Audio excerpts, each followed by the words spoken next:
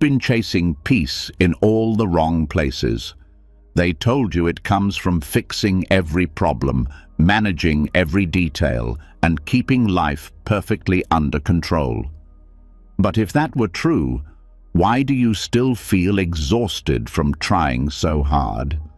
Why does your mind stay tense, your chest feel tight, and your thoughts continue to run even when you've done everything you can? The truth is simple, but it changes everything. Peace begins when you accept what you cannot control. Buddhist teachings have shared this wisdom for centuries, not as a pretty phrase, but as a path to real inner calm. Acceptance isn't giving up. It's releasing the battles that were never yours to win in the first place. As you listen to these lessons, something inside you will start to loosen. Your thoughts will slow. The pressure you've carried for years will begin to lift. You'll feel a quiet strength growing, not the strength of force, but the strength of release, the kind that appears when you stop fighting life and let it flow. By tomorrow, life will feel lighter. Situations won't shake you so easily. People won't drain you the same way. Your peace will no longer depend on perfect outcomes, because it will come from within, built on the understanding that you are free the moment you stop trying to control what was never yours. This isn't just an introduction. It's an opening, a shift, a return to a peace you may have forgotten you could feel. Are you ready to step into it?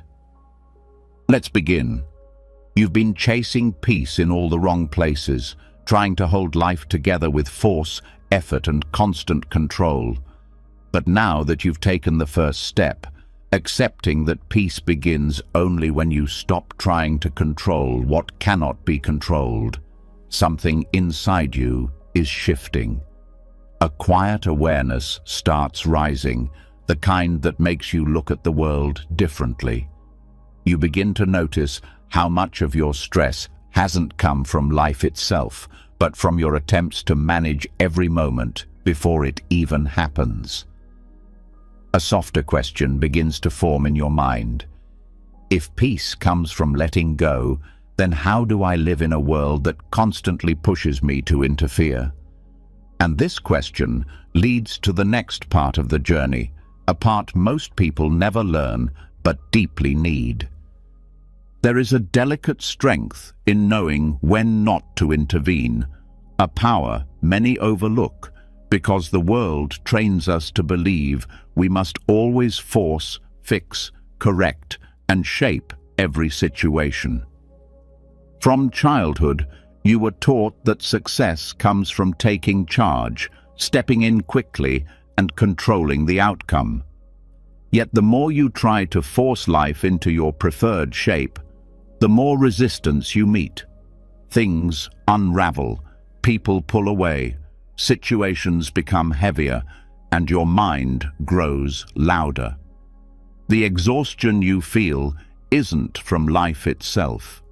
It's from the constant interference you've been taught to call responsibility. But there is another way of moving through the world, a way that brings far more peace, learning the art of stepping back. Not walking away, not ignoring, not abandoning, but stepping back just enough to let life breathe. When you stop interrupting every moment, when you stop forcing every outcome, when you stop trying to fix everyone's emotion, something remarkable begins to happen. Situations reveal their natural rhythm. People show who they really are. Problems solve themselves in ways you could never have imagined. And you start to see that life has its own intelligence, one that only becomes visible when you stop crowding it with your anxious attempts to control everything. This kind of non-interference is not laziness. It is not apathy. It is one of the highest forms of wisdom. It requires patience, self-awareness, and emotional strength.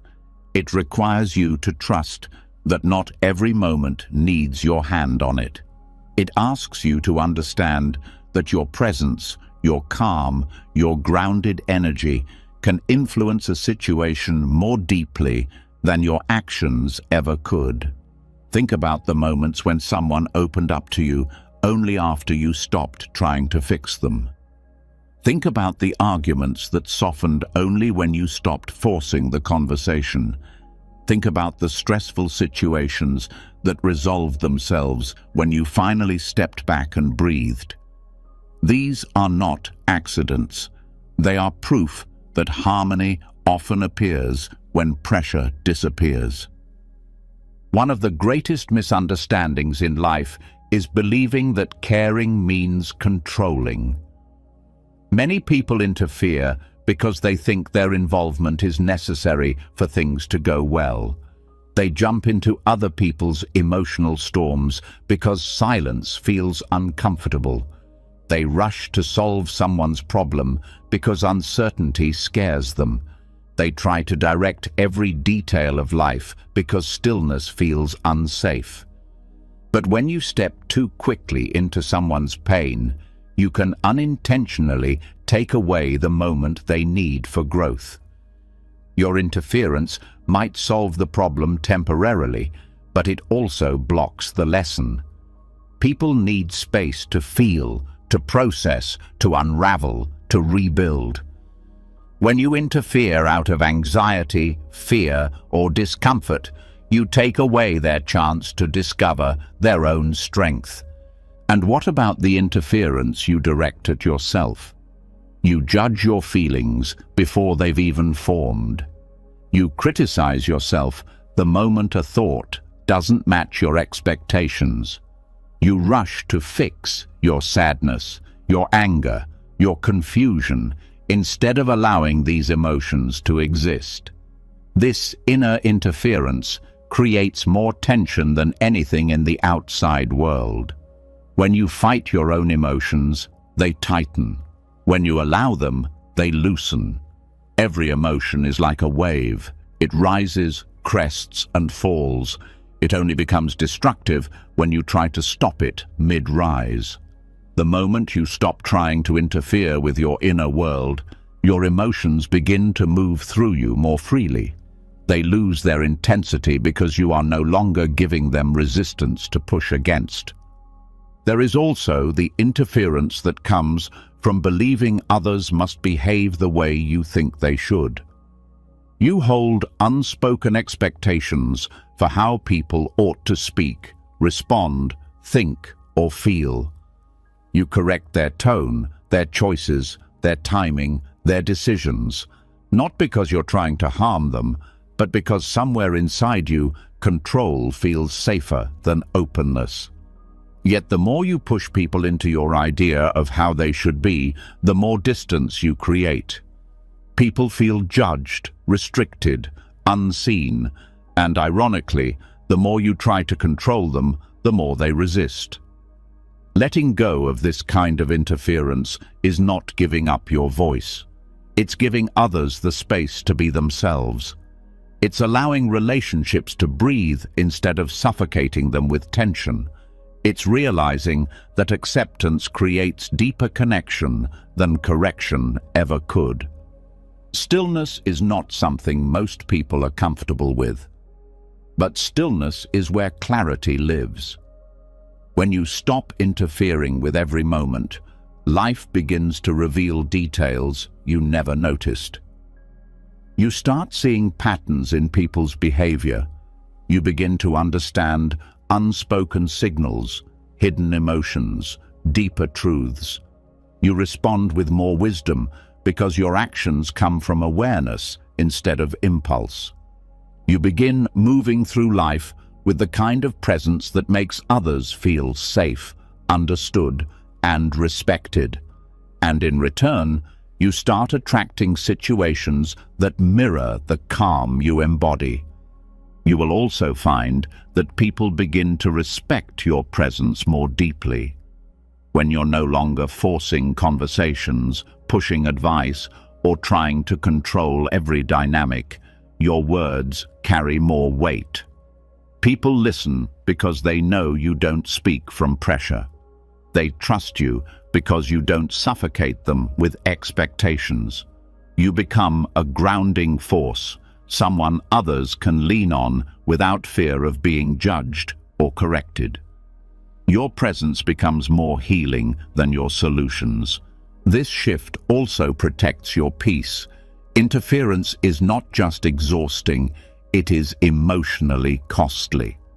When you insert yourself into battles that aren't yours, you absorb stress that was never meant for you. When you constantly try to fix others, you take responsibility for pain that does not belong to you. When you try to control outcomes, you carry the burden of things that were never in your hands. Stepping back frees you from this weight. It allows you to care without drowning.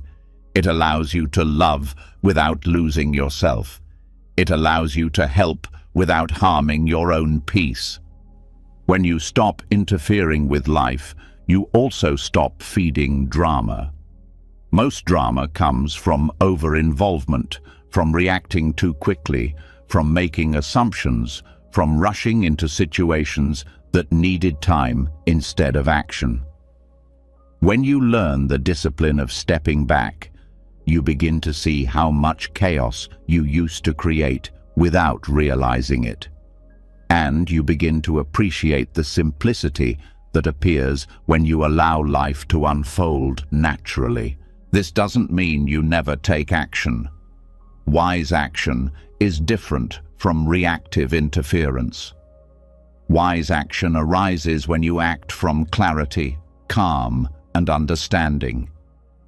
It is intentional, not impulsive. It helps instead of controlling. It comes from a quiet center, not from fear. When you act from this place, your involvement becomes meaningful rather than stressful. You enter situations with awareness and leave them without regret. Life becomes softer when you accept that not every moment needs your influence. You discover that stepping back can be more powerful than stepping in. You realize that presence, quiet, grounded, open presence, can transform a situation more than control ever could. You start to trust timing, trust natural growth, trust the intelligence of the moment. And in that trust, you find peace. Not the peace that comes from perfect circumstances, but the peace that comes from letting life breathe. This is the beginning of a new way of being, a way of moving through the world with less force and more flow, a way of finding strength not in control but in presence, a way of creating harmony simply by learning when to step back. And once you understand this subtle art, every part of your life begins to change. The moment you begin stepping back from trying to control everything, something unexpected happens inside you. Life feels a little lighter, yet your emotions still rise with surprising force. You start noticing how quickly your mood can change, how one thought can shift your entire inner world, how feelings appear without warning and leave just as suddenly. This is where the next part of the journey unfolds, because it's impossible to understand peace without understanding the nature of your emotions. Most people move through life treating their emotions as if they are permanent facts. When a heavy feeling appears, it feels like it will stay forever. When the heart sinks, it feels like it will never rise again. When fear shows up, it feels like the end of safety. When anger flares, it feels like the world has suddenly turned against you. These reactions happen because emotions feel solid, as if they define reality the moment they arise. But emotions are not solid. They are temporary events passing through your mind and body, and they lose their control over you the moment you stop believing they are lasting. It becomes clearer the more you pay attention. Every feeling you have ever experienced has faded, even the ones that once felt unbearable. Not one emotion has stayed with you permanently. Even your strongest memories are tied to emotions that changed over time. Yet your mind still treats emotions as permanent because you identify with them. You say, "I am sad," "I am anxious," or "I am angry," turning temporary events into personal identity. And when an emotion becomes who you think you are, its grip tightens. But something changes the moment you shift from "I am" to "I feel." When you say, "I feel sadness," it stays what it truly is, an experience, not a definition. Emotions stop defining your identity and instead move through you like weather across the sky. They come, they peak, they fade. When you witness them in this way, their intensity weakens without any force on your part. This awareness is not about ignoring how you feel. It's about seeing with clarity instead of panic. When you observe an emotion rather than merge with it, you stay grounded even while the emotion rises. It's like watching waves instead of being dragged by them. You feel the movement, but you are not lost inside it. This separation gives you room to breathe, room to think, room to choose your next step from a place of understanding instead of impulse. The mind often creates suffering by clinging to the emotional story rather than the emotion itself. A single feeling can trigger layers of meaning that were never meant to be there. A moment of sadness becomes a story of failure. A moment of fear becomes a story of danger. A moment of insecurity becomes a story of inadequacy. These emotional stories create more pain than the emotions originally caused. Once the story begins, the emotion intensifies, and the cycle repeats. When you remove the story and let the emotion exist without interpretation, the emotional storm calms. The feeling becomes easier to handle. It becomes just a visitor, not a threat. This simple shift reduces emotional overwhelm because the emotion loses the extra weight that was created by your thoughts. The body plays a major role as well. Emotions are not just thoughts, they are physical responses. Tightness in the chest, heaviness in the stomach, pressure behind the eyes, heat in the face. These sensations are part of the emotional experience. When you resist the emotion, your body tightens. Tightness traps the emotion, making it linger longer. But when you allow the body to soften even a little, the emotion begins to move. A relaxed body helps emotions complete their natural cycle. This works because every emotion has a beginning, middle, and end. If you interrupt it with resistance or panic, it stays longer. When you allow it, it resolves faster than you expect. Acceptance does not mean liking the emotion. It means letting it move without tightening around it. Another important part of emotional impermanence is understanding why certain emotions seem to come back often. Emotions repeat not because they are powerful, but because your reaction to them is the same each time. If sadness appears and you respond with judgment, sadness deepens. If anxiety appears and you respond with fear of the anxiety grows. If anger appears and you respond with shame for feeling it, anger tightens. The emotion survives because the reaction feeds it. When you shift your reaction, when you respond with curiosity instead of resistance, the emotional loop breaks. Curiosity opens space. Even a small question such as, "What is this feeling trying to show me right now?" changes the entire dynamic.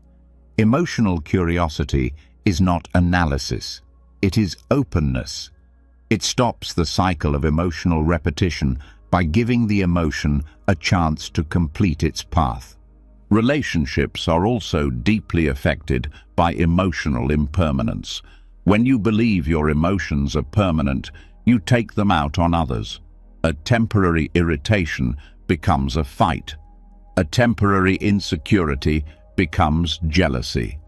A temporary disappointment becomes blame. Understanding emotional impermanence helps you pause before reacting. You begin recognizing that your emotion might be strong now, but weaker in 20 minutes. You learn to wait before speaking, wait before acting, wait before making assumptions. This single ability protects your connections with others more than any communication skill ever could.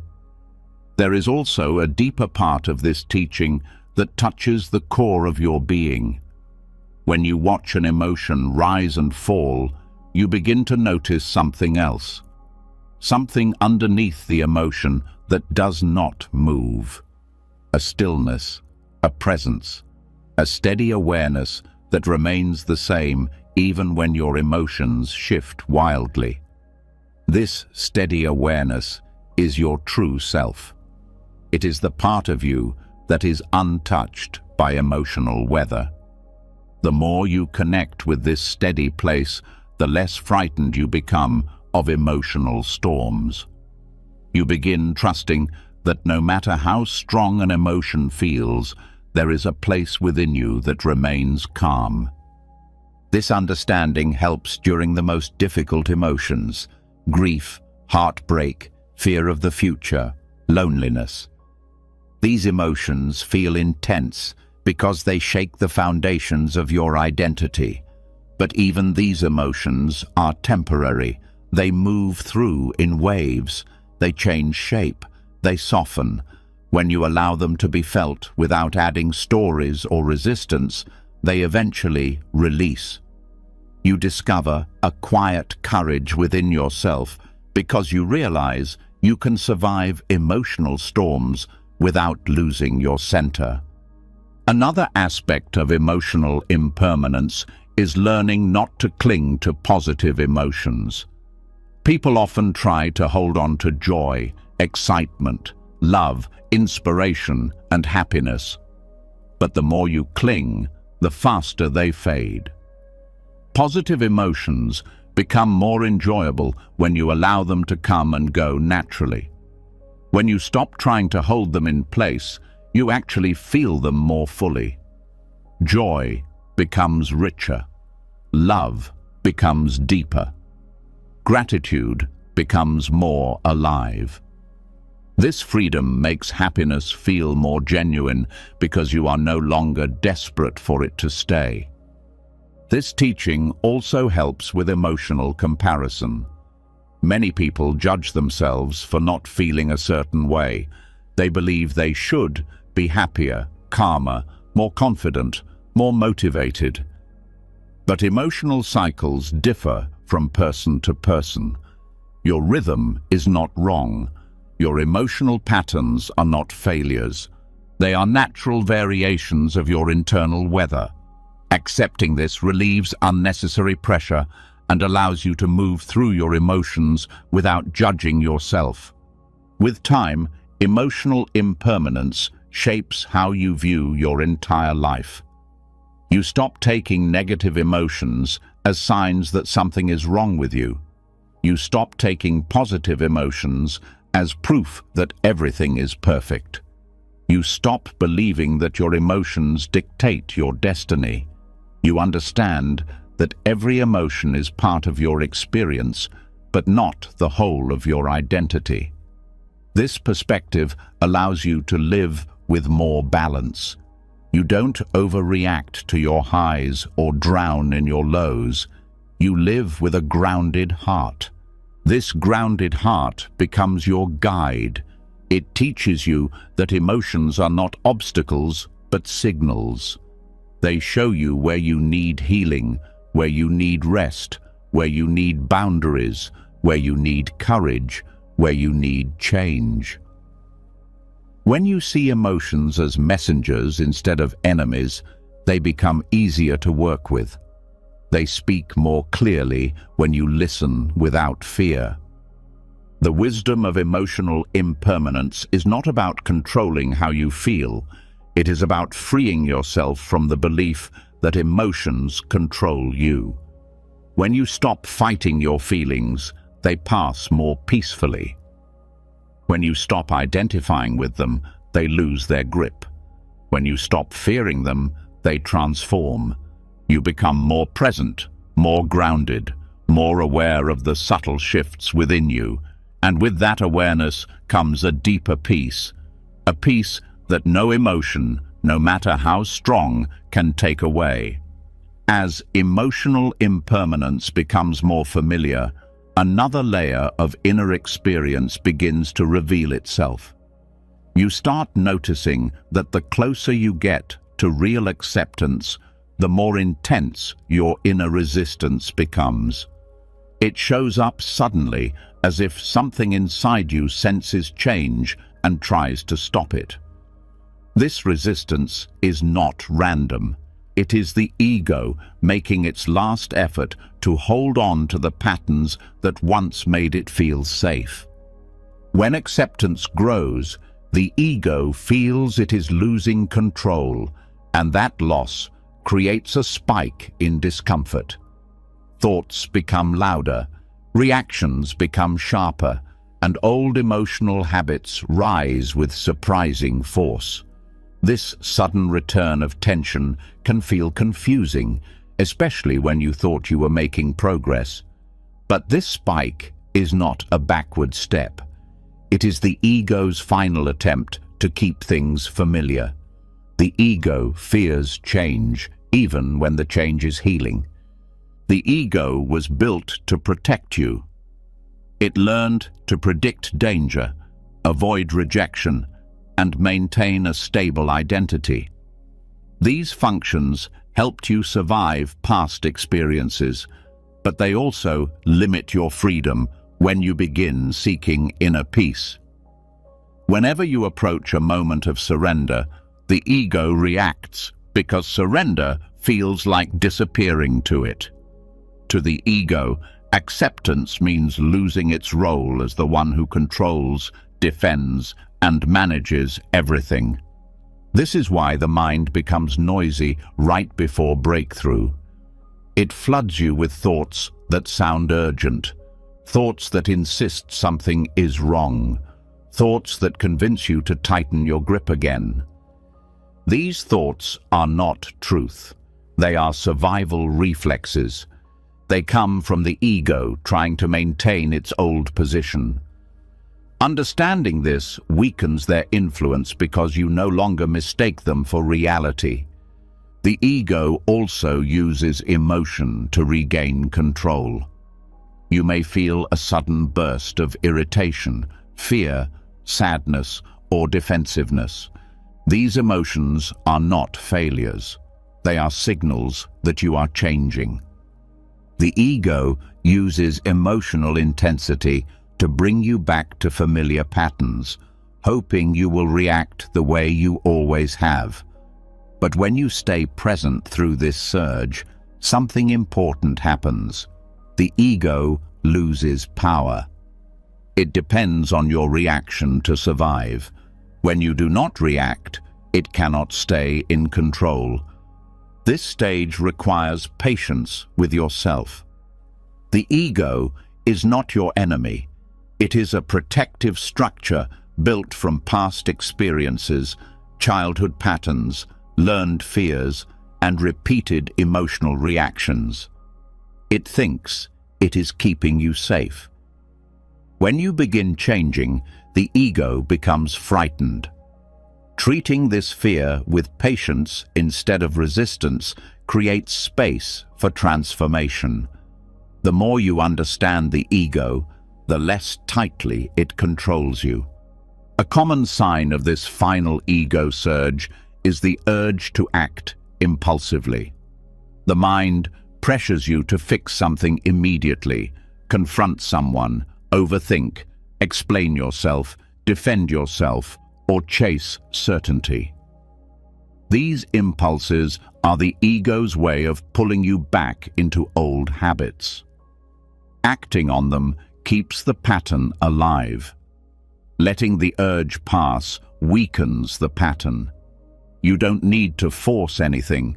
You only need to not feed the reaction. You may also notice physical reactions, restlessness, tightness in the body, a sudden rush of heat, or tension in the chest. These are the body's responses to old emotional energy being released. The ego stored these reactions for years, and now they are rising because they finally have room to leave. Meeting these sensations with a soft breath instead of panic allows the release to continue. The body unwinds when you stop resisting the sensation. Right before acceptance, identity also becomes unstable. You may feel disconnected from the version of yourself you were before, yet uncertain about who you are becoming. This sense of in-between can feel uncomfortable, but it is a necessary part of transformation. The ego interprets this discomfort as danger because it relies on identity for stability. When your identity begins shifting, the ego tries to pull you back into old roles, old stories, and old emotional patterns. Allowing yourself to stay in this space without rushing to define yourself creates room for a deeper identity to emerge, one not shaped by fear or control. Another part of this process involves letting go of emotional stories that kept the ego alive. Stories about who you must be, how life must go, what others must think, or what you must prove. When you begin releasing these stories, the ego panics because they were its foundation. The ego used these narratives to maintain order. Without them, it feels exposed. But exposure allows truth to surface. When these old stories dissolve, you begin seeing yourself more clearly than ever before. You may also notice resistance when you start setting boundaries that honor your peace. The ego, shaped by old patterns, fears losing approval or connection.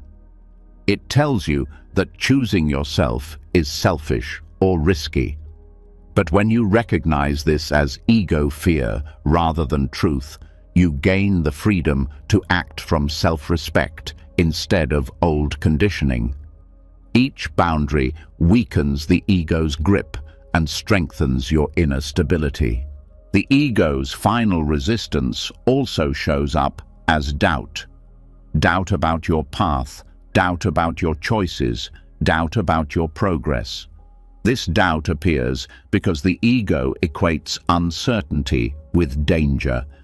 But uncertainty is not danger. It is openness, it is space, it is possibility.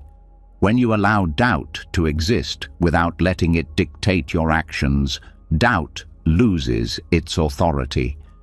As you move through this stage, awareness becomes your most important tool. You watch the ego without fighting it. You observe the fear without attaching meaning. You feel the emotion without assuming it defines the future. This awareness interrupts the ego's automatic patterns. The ego cannot dominate you while you are aware of it. There is also a moment in this process when you begin to see the ego as small. Before, it felt like the whole truth. Now it feels like a voice inside you, not the entirety of you. This shift marks the beginning of freedom. You realize that your awareness is larger than your thoughts, larger than your emotions, larger than your stories. The ego becomes a part of your experience, not the controller of your experience. This change creates a softening inside you. The tension you carried for years begins to lighten. The urge to react weakens. The emotional storms become less overwhelming. You begin responding to life instead of fighting it.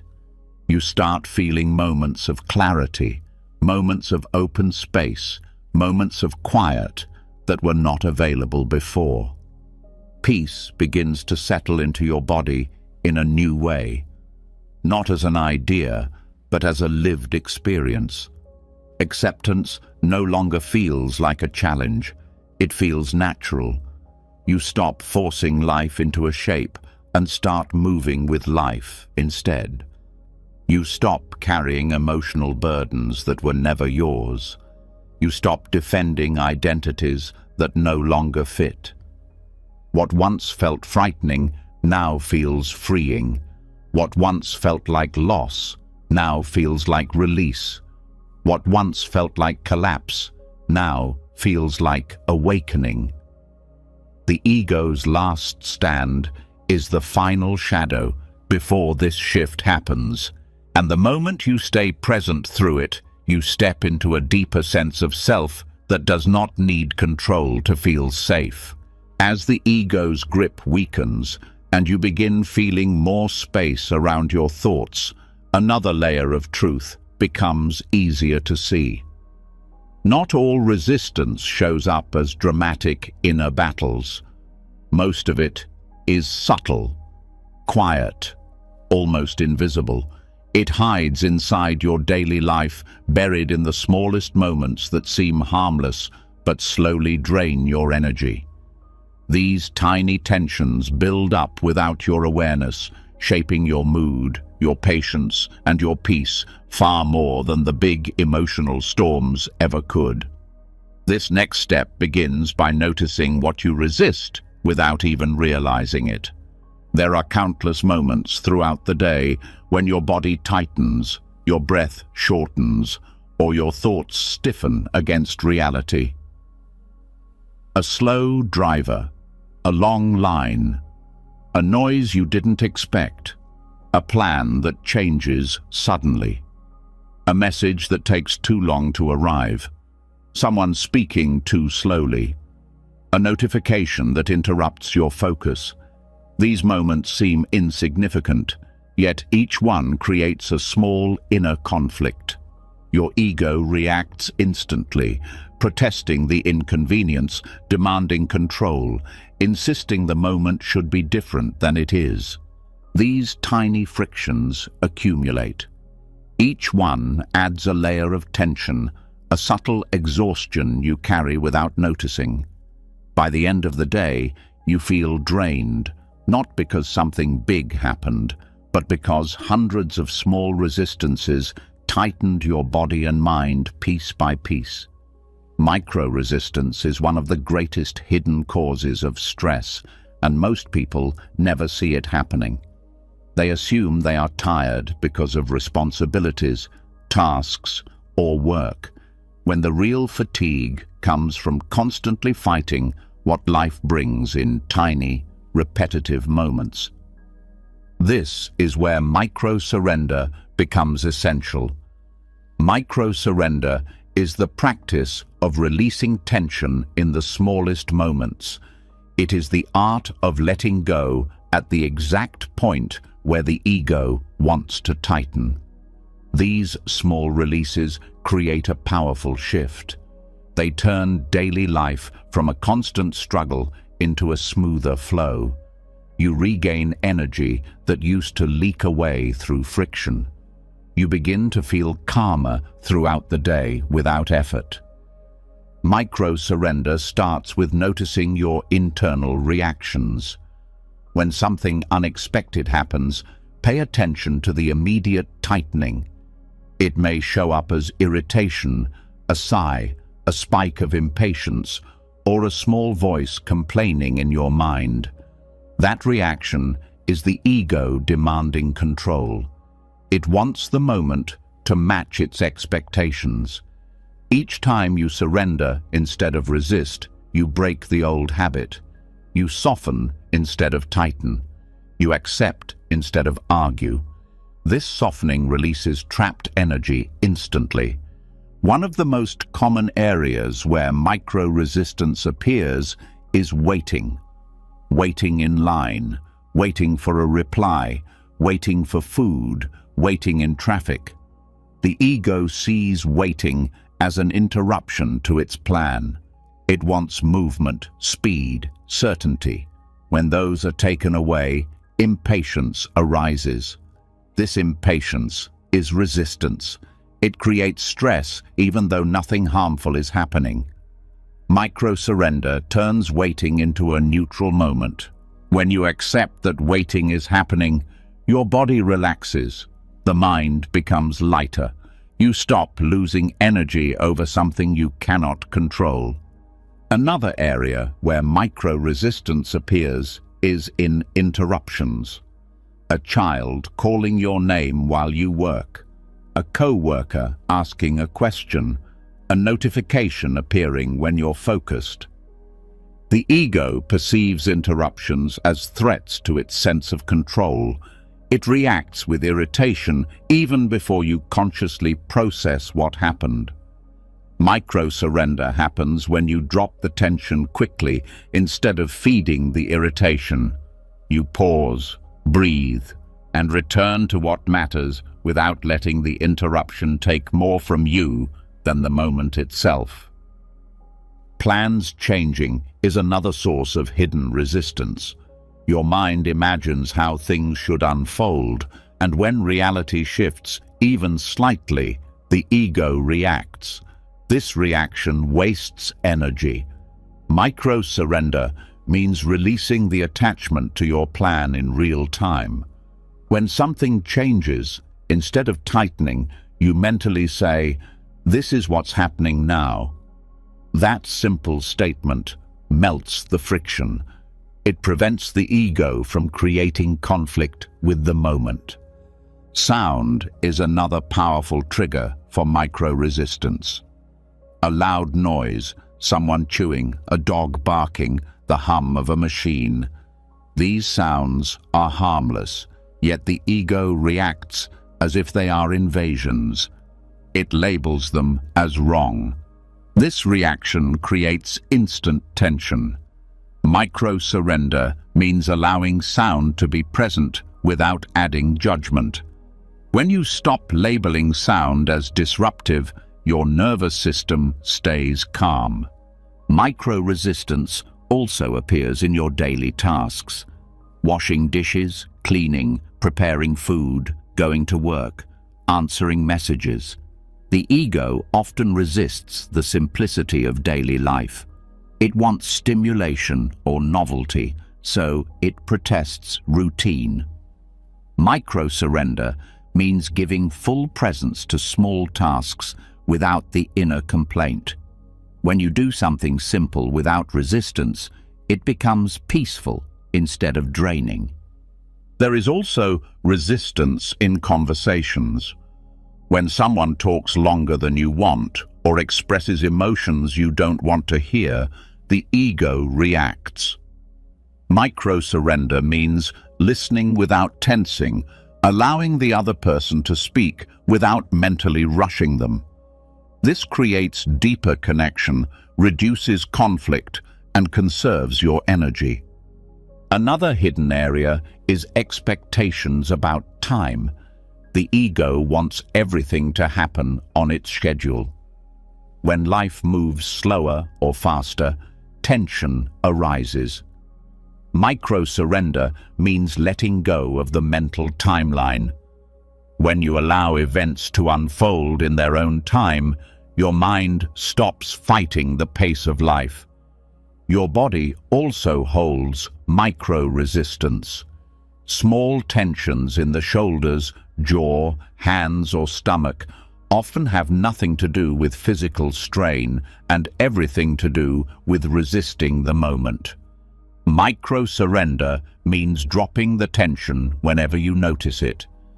A soft jaw, a relaxed shoulder, or a deeper breath dissolves more stress than most people realize. Micro-surrender also transforms emotional reactions. Even mild emotions like annoyance or disappointment create resistance. When you allow the emotion to be felt without tightening around it, the emotion moves through faster. This keeps your emotional landscape smooth throughout the day. There is also resistance to uncertainty.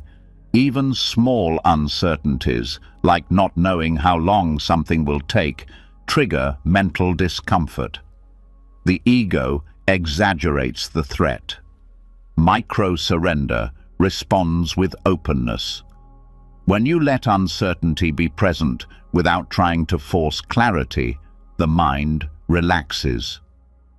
Micro-surrenders build on each other. One small release makes the next easier.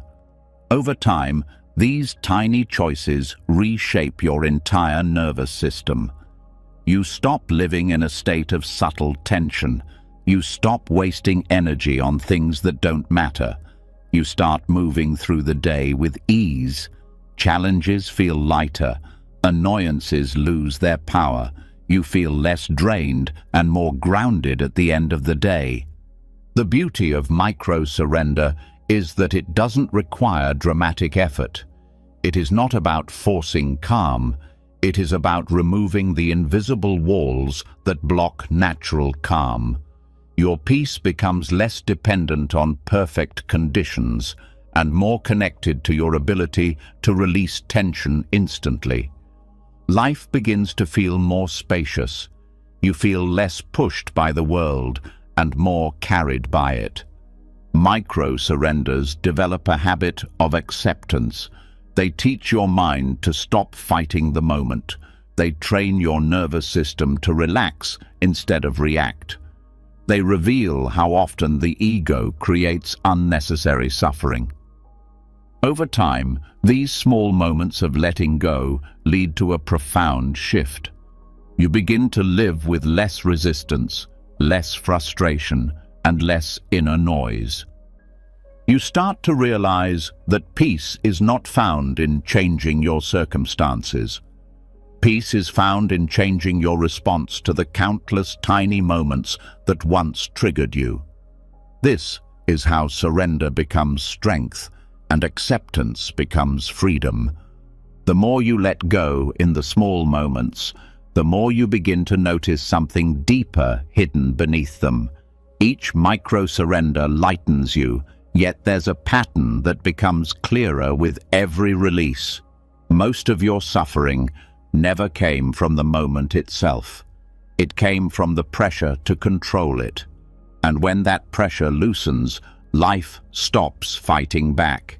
This opens the door to the next truth, one many people never see until they're exhausted by repeated struggles, but cannot understand why the same problems keep returning. There is a strange pattern that appears when you cling too tightly to control. The very thing you fear often becomes the thing you create. When you obsess over preventing conflict, tension grows. When you constantly try to avoid mistakes, you become tense and make more of them. When you try to control how others see you, you lose your authenticity and feel more insecure. This repeating cycle is what can be called a karmic echo, not mystical punishment, but the natural consequences created by inner resistance. When you tighten around life, life tightens around you. Every attempt to control creates an equal pushback. It begins with small details. Trying to control how the day unfolds creates anxiety the moment anything shifts. Trying to control how conversations go creates awkwardness and misunderstanding. Trying to control what others think creates a feeling of never being enough. These reactions are not accidents. They are the echo of your internal pressure being reflected back to you through daily experiences. The mind believes that control provides safety. It tries to structure the world in a way that eliminates risk. But this protective instinct becomes harmful when it goes beyond practicality. When you cling too tightly, the world becomes a place you constantly need to manage, correct, and guard against. This creates tension, and that tension feeds the very outcomes you fear. The karmic echo forms itself from your own emotional energy. Control also creates conflict. When you try to shape others' behavior, they naturally resist. No one enjoys feeling controlled, and even subtle attempts to guide people into your preferred outcome can create discomfort. The more you push, the more they push back. The karmic echo becomes a cycle of struggle where each person mirrors the other's tension. This is why relationships feel smoother when you loosen your grip. Not because people change, but because your resistance stops fueling their reactions. There is also a karmic echo inside your own mind. When you try to control your thoughts become louder. Trying to silence the mind creates more noise. Trying not to worry increases fear. Trying to suppress emotion intensifies it.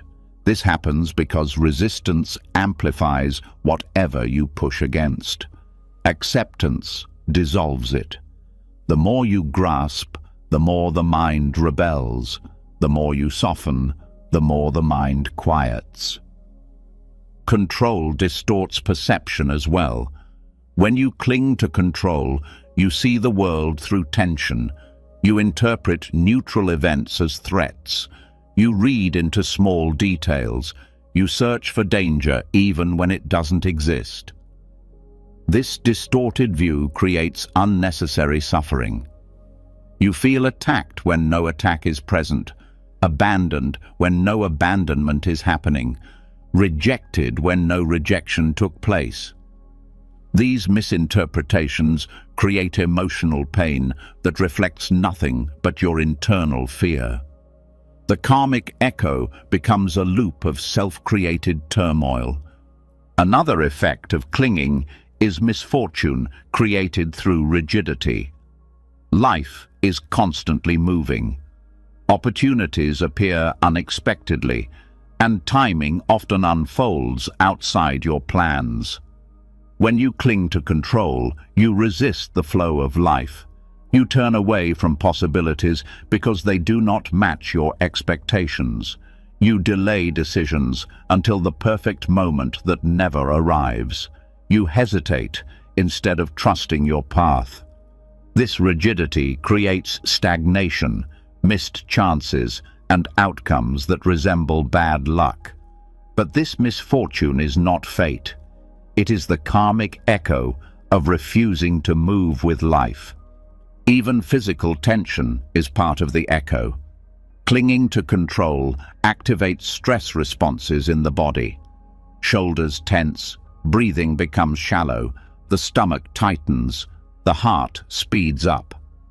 Over time, this repeated stress can turn into health issues. What began as a mental need to control becomes physical wear and tear. The body responds to inner resistance by storing it. When you soften your need for control, the body unravels years of unnoticed strain. The karmic echo also appears in the way you speak to yourself. When you cling to control, your inner dialogue becomes harsher. You push yourself. You criticize your mistakes. You demand perfection. This creates feelings of inadequacy that grow stronger over time. The more pressure you apply, the more inadequate you feel. The karmic echo becomes an identity you never intended to build. This cycle also affects your creativity. Control kills spontaneity. When you try to force inspiration, ideas freeze. When you pressure yourself to produce perfection, creativity shuts down. But when you relax your grip, inspiration returns naturally. Creativity flows when the mind is open, not when it is forced into rigid shapes. The karmic echo in creative life is a cycle of pressure followed by blockage. Letting go breaks that cycle. In relationships, clinging to control creates distance. When you try to manage how someone behaves, they feel judged. When you try to influence how someone feels, they feel pressured. When you try to shape who someone becomes, they feel unseen. The karmic echo here is emotional disconnection. People pull back when they feel controlled. But when you allow them to be themselves, connection grows because acceptance creates space for understanding. Control also affects your sense of purpose. When you cling to control, you insist that life unfold according to a specific plan. Any deviation feels like failure, but growth rarely follows a straight line. When you cling to a fixed path, you miss the deeper purpose forming beneath the unexpected twists. The karmic echo becomes a life filled with frustration because reality refuses to match your script. When you allow life to guide you instead of forcing your way through it, meaning reveals itself in places you didn't know to look. Another part of the karmic echo involves fear. The more you try to avoid fear through control, the more fear grows. When you try to control future outcomes, uncertainty becomes threatening.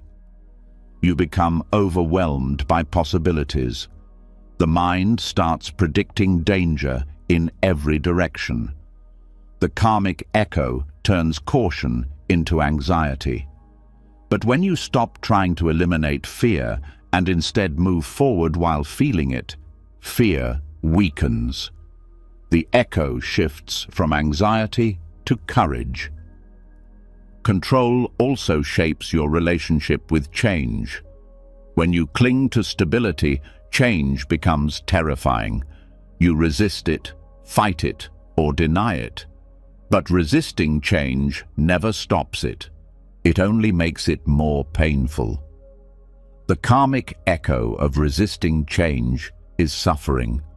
The more you cling, the harder change becomes. When you loosen your grip, change becomes less threatening. It becomes part of your natural unfolding instead of an enemy. Even your sense of time is affected by control. The ego wants life to move according to its own schedule. When things take longer than expected, stress arises. When progress feels slow, doubt appears. The karmic echo becomes impatience, frustration, and the belief that you are falling behind. But when you release your timeline and trust that your life is unfolding at its own pace, time becomes softer. You experience more peace in the present instead of pushing yourself into the future. The karmic echo also touches your ability to receive. When you cling to control, you resist support. You push away help. You insist on doing everything yourself. This creates loneliness and burnout. The karmic echo becomes the very isolation you fear. But when you open yourself to receiving help, love, guidance, you break the cycle. Allowing support dissolves the belief that control is required for survival. Letting go of control creates a space where life can finally meet you halfway. You begin to notice easier outcomes, smoother interactions, clearer decisions, and lighter emotions. Challenges still appear, but you no longer create additional layers of struggle. The karmic echo shifts from resistance to flow. When clinging stops, the problems you feared lose their power. When control loosens, peace has room to enter. When resistance dissolves, your life begins moving again. The more you loosen your grip on control, the more something unexpected begins to show itself. Underneath all the tension, underneath every attempt to manage life, underneath the karmic echoes of resistance, there is a quiet truth you've been avoiding for years. A truth that feels frightening at first, yet becomes the doorway to the deepest peace you will ever experience. This truth begins with recognizing that no matter how much you control, life still moves on its own. And the moment you finally stop resisting that reality, something inside you begins to unlock. There is a kind of freedom that doesn't come from strength, power, or mastery. It comes from admitting that you are not in charge of everything. This admission is often the last thing the ego wants, because the ego believes control equals safety. But when you look closely, you see the exact opposite. The need to control everything has created most of your stress, fear, and exhaustion. And the strange truth is this: when you finally admit how much is outside your control, you feel lighter, not weaker. Radical powerlessness does not mean giving up on life. It means accepting that you cannot command outcomes, force timing, or shape events against their natural flow. This acceptance reveals how much energy you've been spending on battles you were never meant to fight. Once you release them, you gain access to energy you didn't know you had. Many people fear this idea because they think helplessness means vulnerability. But the kind of helplessness that brings freedom is not the helplessness of defeat. It is the helplessness of honesty. It is acknowledging that storms will come whether you resist or not, people will change whether you approve or not, and life will unfold on a timeline far bigger than your plans. When you stop pretending to be in control, you stop fighting reality. That fight has been the source of your suffering for years. This realization brings clarity. When you stop trying to manage everything, your mind becomes clearer because it no longer carries impossible responsibilities. You begin to see what truly belongs to you and what never did. You stop taking responsibility for people's emotions, decisions, and reactions. You stop trying to control outcomes that were never yours to shape. Clarity appears because the noise of struggle fades. Creativity also emerges in the space created by unclenching. Control blocks creativity because creativity requires openness. When you cling to specific outcomes, you limit the possibilities that life offers. You become rigid. You fear experimentation. You fear mistakes. But when you embrace your inability to control everything, creativity becomes natural. Ideas come more freely. Solutions appear without effort. Options you couldn't see before become obvious. Creativity thrives in spaciousness, not in pressure. Inner strength also grows in radical powerlessness, though it may sound contradictory. True strength is not the ability to control life. It is the ability to remain grounded when life cannot be controlled. When you accept that you cannot force outcomes, you develop resilience. You learn to bend instead of break. You adapt instead of collapse. You find confidence not in predicting the future, but in trusting your ability to respond to whatever arrives. This kind of strength is different from the strength you were taught. You were told strength is about holding everything together, pushing through, managing every detail. But that version of strength is brittle. It shatters under pressure. The strength born from acceptance is flexible. It grows in uncertainty. It thrives in unpredictability. It honors reality instead of fighting it. Radical powerlessness also dissolves the illusion of control over people. You cannot change how others feel, behave, or choose to live. When you accept this, relationships become healthier.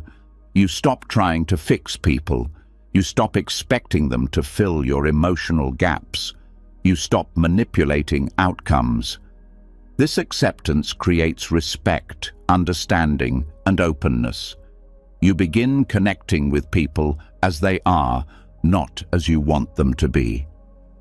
Another part of this freedom comes from releasing the pressure to always have answers. When you admit you don't know everything, curiosity replaces judgment. You ask better questions. You explore instead of conclude. The mind that admits not knowing becomes wiser than the mind that pretends it knows everything. Wisdom grows when you are humble enough to accept uncertainty. This humility softens your entire inner world. It makes you more patient with yourself because you stop expecting perfection. It makes you more patient with life because you stop expecting predictability.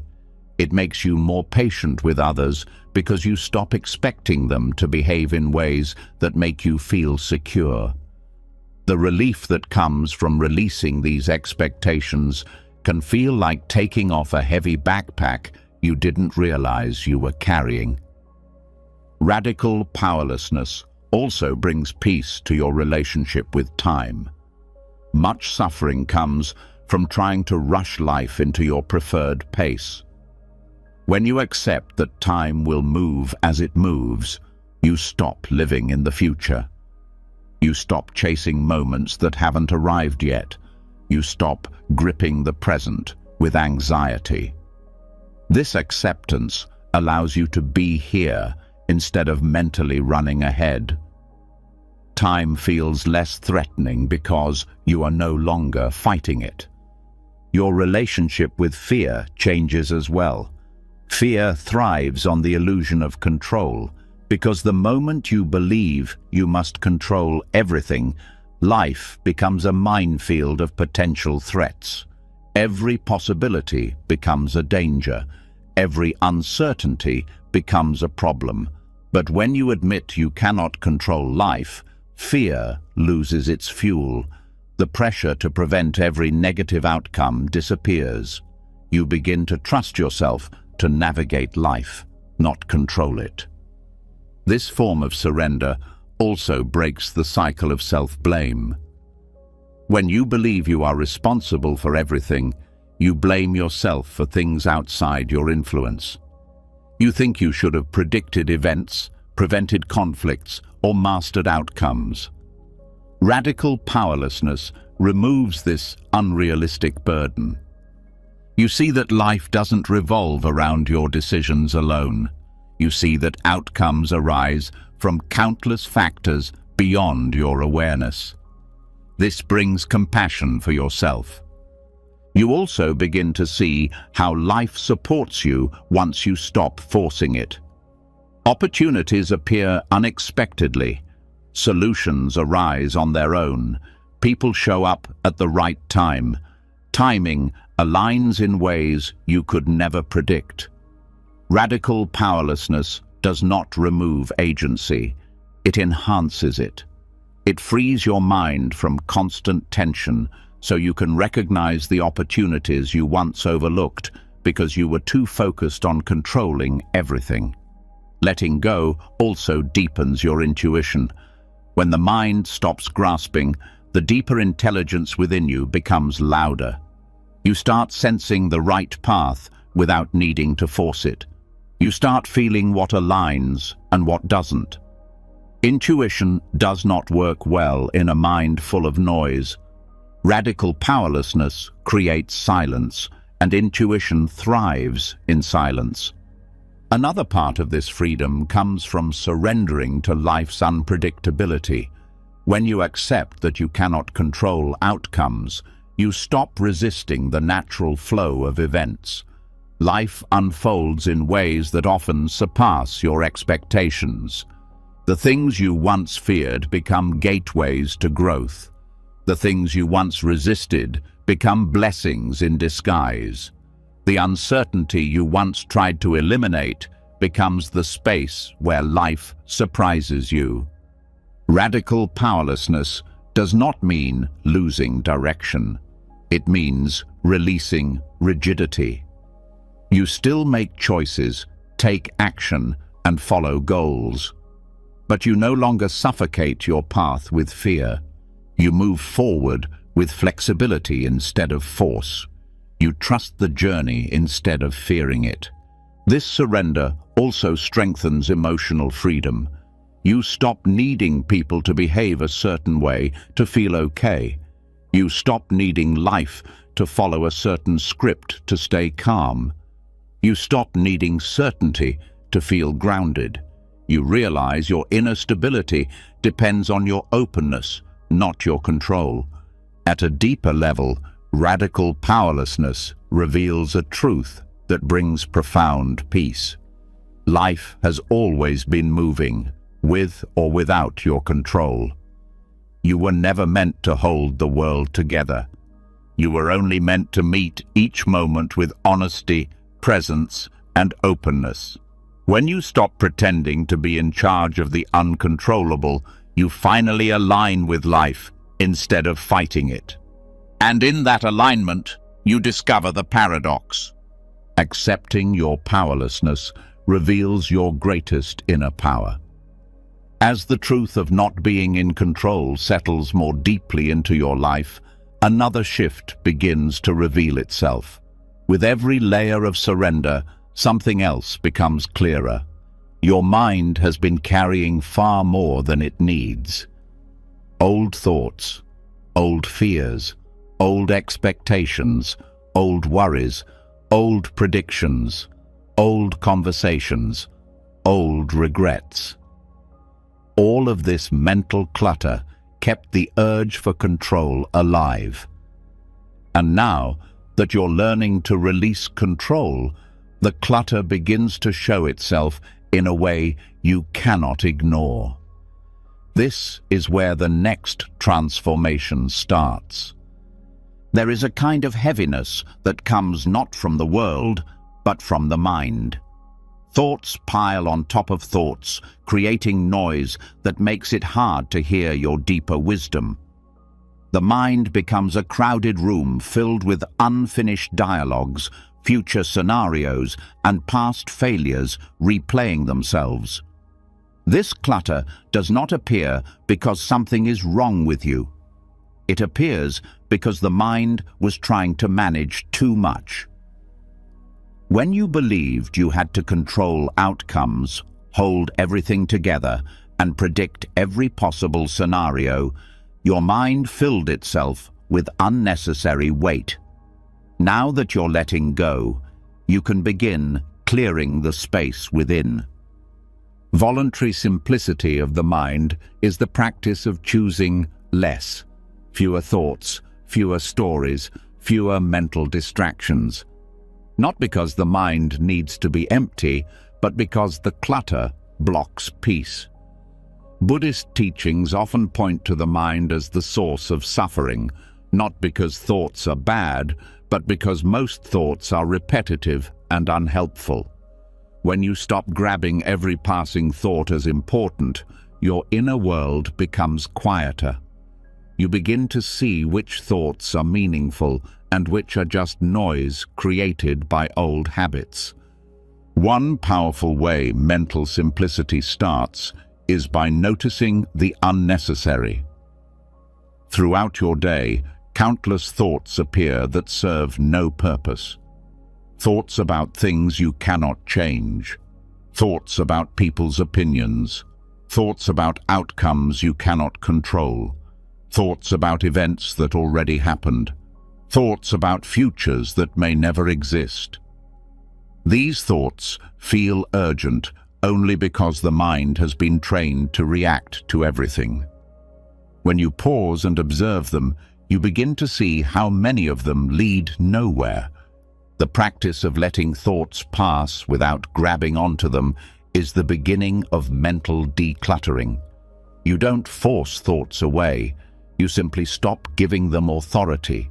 They drift through without anchoring themselves. This reduces compulsive thinking. The mind becomes softer, like a river flowing instead of a waterfall crashing. The quieter the mind becomes, the easier it is to see reality clearly.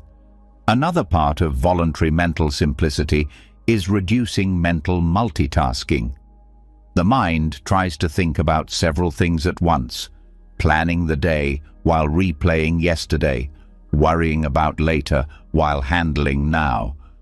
This split focus creates restlessness.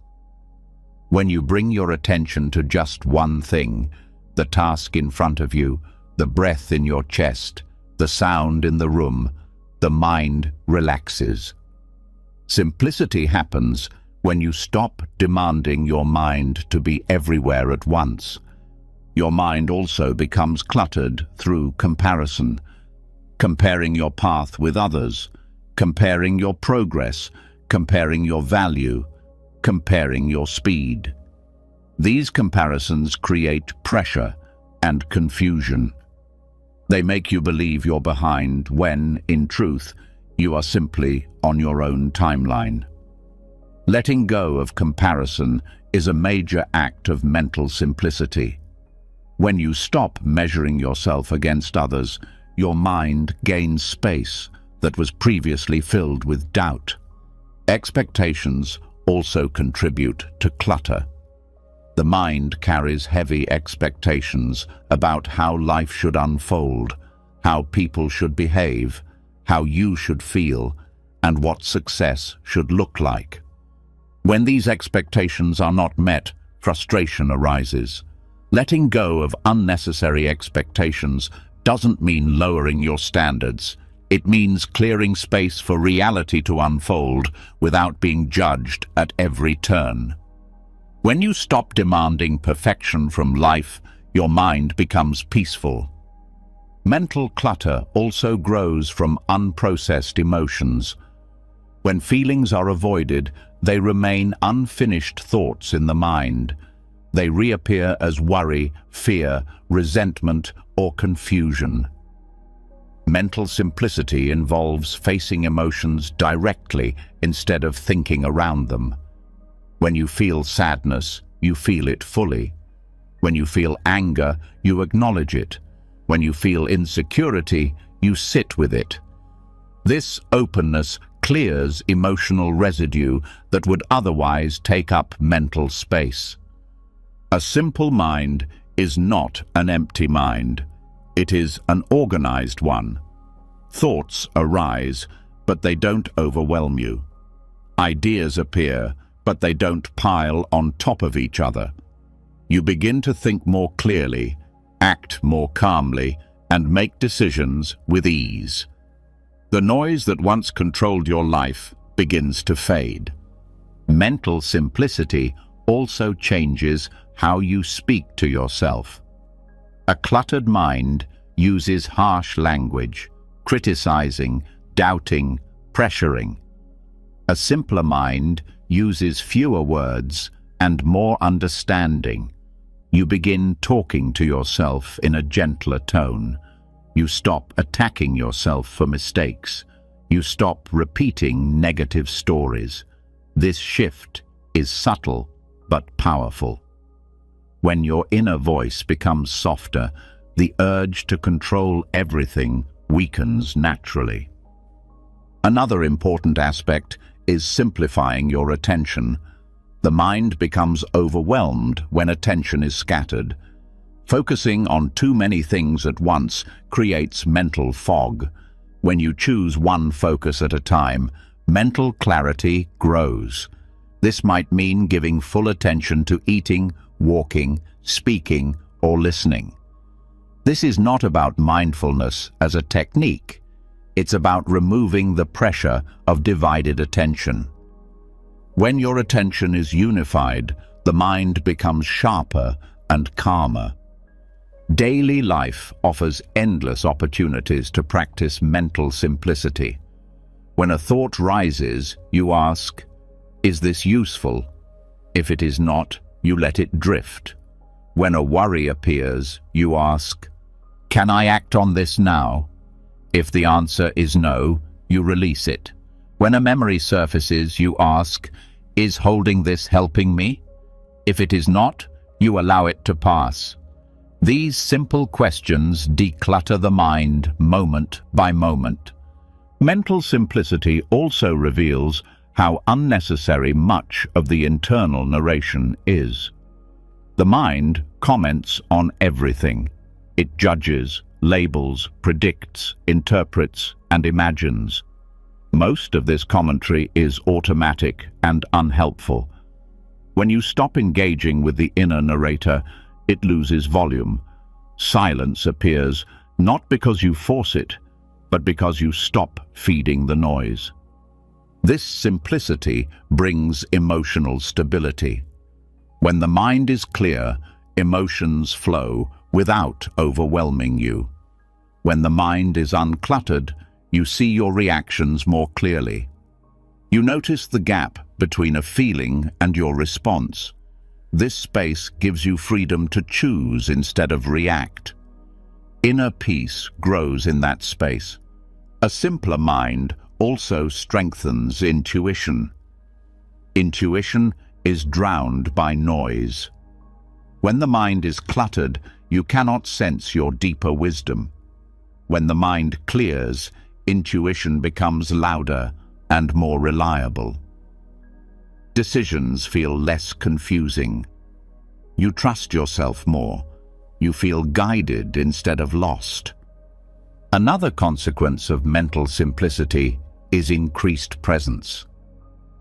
When the mind stops replaying the past and rehearsing the future, the present moment becomes easier to access. You experience your life directly, not through mental filters, but through awareness. The urge to control fades because you are no longer living in mental projections. You are living in what is real. Mental simplicity also affects your relationships. When your mind is uncluttered, you listen more deeply. You respond with more understanding. You stop overthinking conversations or imagining what others meant. This reduces unnecessary conflict. Simplicity in the mind invites simplicity in connection. This practice does not require isolation or silence. It requires honesty. It requires noticing which thoughts help and which thoughts harm. It requires letting go of the internal weight you no longer need. When you choose simplicity, you choose clarity. When you choose clarity, you choose peace. As you continue clearing mental clutter, the urge to control fades naturally. You no longer need to micromanage life because your mind is no longer filled with fear, tension, and noise. You trust life more. You trust yourself more. You trust the flow of each moment. And in that trust, you experience the quiet strength of a mind that is no longer fighting itself or the world. As your mind becomes lighter and the clutter begins to dissolve, a new kind of sensitivity awakens. You start noticing things you couldn't see before. Your reactions, your desires, your emotional pulls, the subtle ways you lean toward or away from life. With a quieter mind, these shifts are clearer, and this clarity reveals another challenge on the path to peace: how to care without being consumed, how to stay open without being overwhelmed, how to feel deeply without losing your balance. This is where the next lesson begins. There is a sharp difference between equanimity and indifference, yet many people confuse them. One is strength. The other is avoidance. One is clarity. The other is numbness. One opens the heart. The other closes it. Equanimity is the ability to stay steady in the middle of life's storms without disconnecting from what matters. Indifference is shutting down to avoid feeling anything. When the mind becomes simpler, you naturally move toward equanimity. But the ego sometimes mistakes this for coldness and tries to pull you into old emotional habits again. Understanding the difference helps you walk the middle path with confidence. Equanimity does not mean ignoring emotions. It means you can sense them clearly without drowning in them. When sadness appears, you feel it without collapsing. When joy arises, you experience it without clinging. When anger shows up, you meet it without letting it control your actions. This balanced relationship with emotion frees you from both extremes, intensity that consumes you and numbness that disconnects you. You become present with your inner world without letting it dictate your behavior. Indifference, on the other hand, often appears as a defense. People turn numb because they fear being hurt, overwhelmed, or rejected. They shut down to avoid vulnerability. This numbness may feel safe, but it also closes the heart. It blocks connection, passion, compassion, and growth. It is a shield that keeps pain out, but also keeps life out. Indifference is not peace. It is emotional paralysis masquerading as strength. Equanimity is different because it keeps the heart open. It allows you to care sincerely while remaining steady. It lets you love without possession, support others without rescuing them, listen without absorbing their suffering, and stay kind without being manipulated. Equanimity is not distance. It is grounded presence. This grounded presence starts with understanding your own emotional patterns. When someone you care about suffers, your instinct might be to take on their pain. This emotional entanglement feels noble, but it drains your energy and often prevents them from learning what they need. Equanimity says, "I am here with you, but I remain centered." This response gives space for both compassion and clarity. It supports without smothering. Equanimity also applies to conflict. When someone speaks with anger or frustration, entanglement makes you react. Indifference makes you shut down. Equanimity lets you listen. You hear their words without losing your calm. You respond from awareness, not ego. This response diffuses conflict because it removes the energy that feeds escalation. Your calm becomes a stabilizing force. Another part of equanimity is accepting that you cannot control outcomes. You can care deeply about something, a relationship, a goal, a dream, without trying to force it into existence. Equanimity allows dedication without attachment. You put in sincere effort, but you release the outcome. This frees you from the suffering that comes from clinging. It also helps you see new possibilities when things don't unfold the way you hoped. This balance extends to success and failure. When things go well, equanimity keeps you grounded.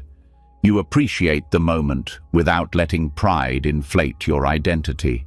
When things go wrong, equanimity helps you stay steady. You learn from mistakes without turning them into personal attacks on yourself. This stability creates emotional maturity. You stop riding the highs and lows like a roller coaster. You move through life with steady confidence. Equanimity also transforms relationships. When you practice this balance, people feel safe around you. They sense you are present but not needy, caring but not controlling, supportive but not invasive. This creates trust. People open up more because they feel seen without being judged or pressured. Your presence becomes a place of calm. You stop projecting your fears onto others, and they no longer feel responsible for managing your emotions. Another important part of equanimity is recognizing that you cannot hold the weight of the world. Caring deeply does not mean carrying everything. There is a difference between compassion and burden-taking. Equanimity allows you to feel compassion without absorbing pain that isn't yours. This protects your inner peace and gives others the dignity of handling their own journey. Equanimity is also closely connected to humility.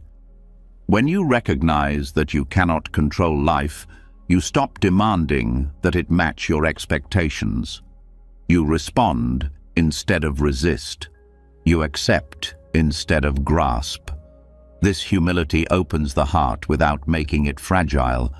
Equanimity becomes the natural state of a mind and heart that no longer cling. This balance requires practice. Emotional habits are strong. The mind easily slips into old patterns, overreaction or withdrawal, but each moment offers a chance to choose differently. When you feel pulled into emotional intensity, you pause. When you feel tempted to shut down, you breathe. When you want to fix everything, you soften. When you want to run, you stay present. Each small choice strengthens your inner stability. Equanimity also teaches you to trust the natural intelligence of emotions.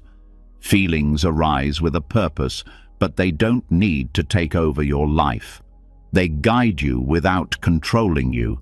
They move through you without defining you. This relationship with emotion creates inner freedom.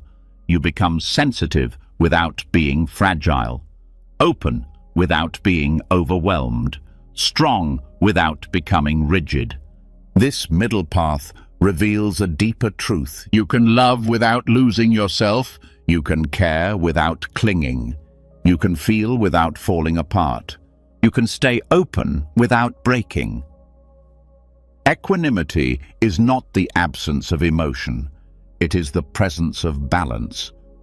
As you learn to care without collapsing into attachment, you also begin to see something deeper about human relationships. Staying balanced in your own emotions is one thing, but staying balanced while dealing with the imperfections of others is a more delicate challenge. People will disappoint you. They will act from their wounds, their habits, their blind spots. They will say things without thinking. They will project their pain onto you. And now that your heart is opening again, not numbed, not entangled, you start feeling the weight of this reality with new clarity. This opens the door to the next lesson. There is a form of acceptance that does not come from weakness. It comes from wisdom. It is the kind of acceptance that allows you to see another person as they are, without pretending, without clinging, without rescuing, without excusing harmful behavior. Many people confuse compassion with enabling. They think being kind means saying yes to things that hurt them, ignoring red flags, or sacrificing their peace to keep someone else comfortable. But real compassion is much more intelligent. It sees the pain beneath a person's actions, but also recognizes when their pain is causing harm. Compassionate acceptance means acknowledging someone's flaws without absorbing the consequences of those flaws. It means you can understand why someone acts the way they do without letting their behavior damage your emotional world. This is one of the most misunderstood teachings in Buddhism. Compassion is not passive. It requires strength. It demands clarity. It calls for boundaries that protect your peace while still allowing kindness to flow. To practice this, you must first recognize the difference between understanding and tolerating. Understanding someone's history, wounds, or fears helps you see them with empathy. But understanding does not mean you must stay in situations that drain you. It does not mean you must accept disrespect. It does not mean you must remain silent when someone's actions cross your limits. Compassion can coexist with firmness. Boundaries are not punishments. They are expressions of self-respect. Many people avoid setting boundaries because they fear being unkind. But boundaries are acts of honesty. They tell the other person, I care about you, but I also care about myself. This balance prevents resentment, burnout, and emotional entanglement. Without boundaries, compassion becomes distorted. You end up carrying burdens that were never yours. You end up protecting people from the consequences of their own behavior, which prevents them from learning and growing. Compassionate acceptance also means seeing that everyone is shaped by their conditioning. People act from patterns developed long before you entered their life. Their reactions are reflections of their past. Their anger may come from old pain. Their defensiveness may come from fear. Their coldness may come from wounds they never addressed. Knowing this helps you take their actions less personally. But taking it less personally does not mean pretending it doesn't hurt. It means responding consciously instead of reacting impulsively. In relationships, this balance becomes essential. When someone acts from a place of hurt, your compassion lets you see the pain behind their behavior, but your clarity lets you decide whether their behavior is healthy for you. Compassion allows forgiveness. Clarity allows boundaries. The two must work together. If you have compassion without boundaries, you become depleted. If you have boundaries without compassion, you become cold. True acceptance blends both. Another aspect of compassionate acceptance is releasing the urge to fix people. When you care deeply, you may want to change someone's habits, heal their wounds, or teach them lessons they are not ready for. This desire feels loving, but it often becomes controlling. People grow on their own timelines, not yours. When you try to force their growth, you damage the connection. Compassionate acceptance allows people to walk their own path. You can support them, guide them when asked, and hold space for them, but you cannot do their work for them. It also requires accepting that some relationships cannot continue in their current form. When someone repeatedly crosses your boundaries, refuses to acknowledge harm, or uses your compassion as permission for their behavior, the compassionate choice may be distance, not out of anger, but out of wisdom. Stepping back is sometimes the most loving action, for you and for them. It creates room for growth that proximity prevents. Compassionate acceptance also helps you deal with disappointment more gracefully. When someone fails to meet your expectations, you do not collapse into resentment or blame. You understand that they acted from their limitations. You accept that no one will meet your needs perfectly. You communicate your needs clearly, but you do not demand perfection. This reduces conflict and create space for healthier connection. This practice also transforms forgiveness.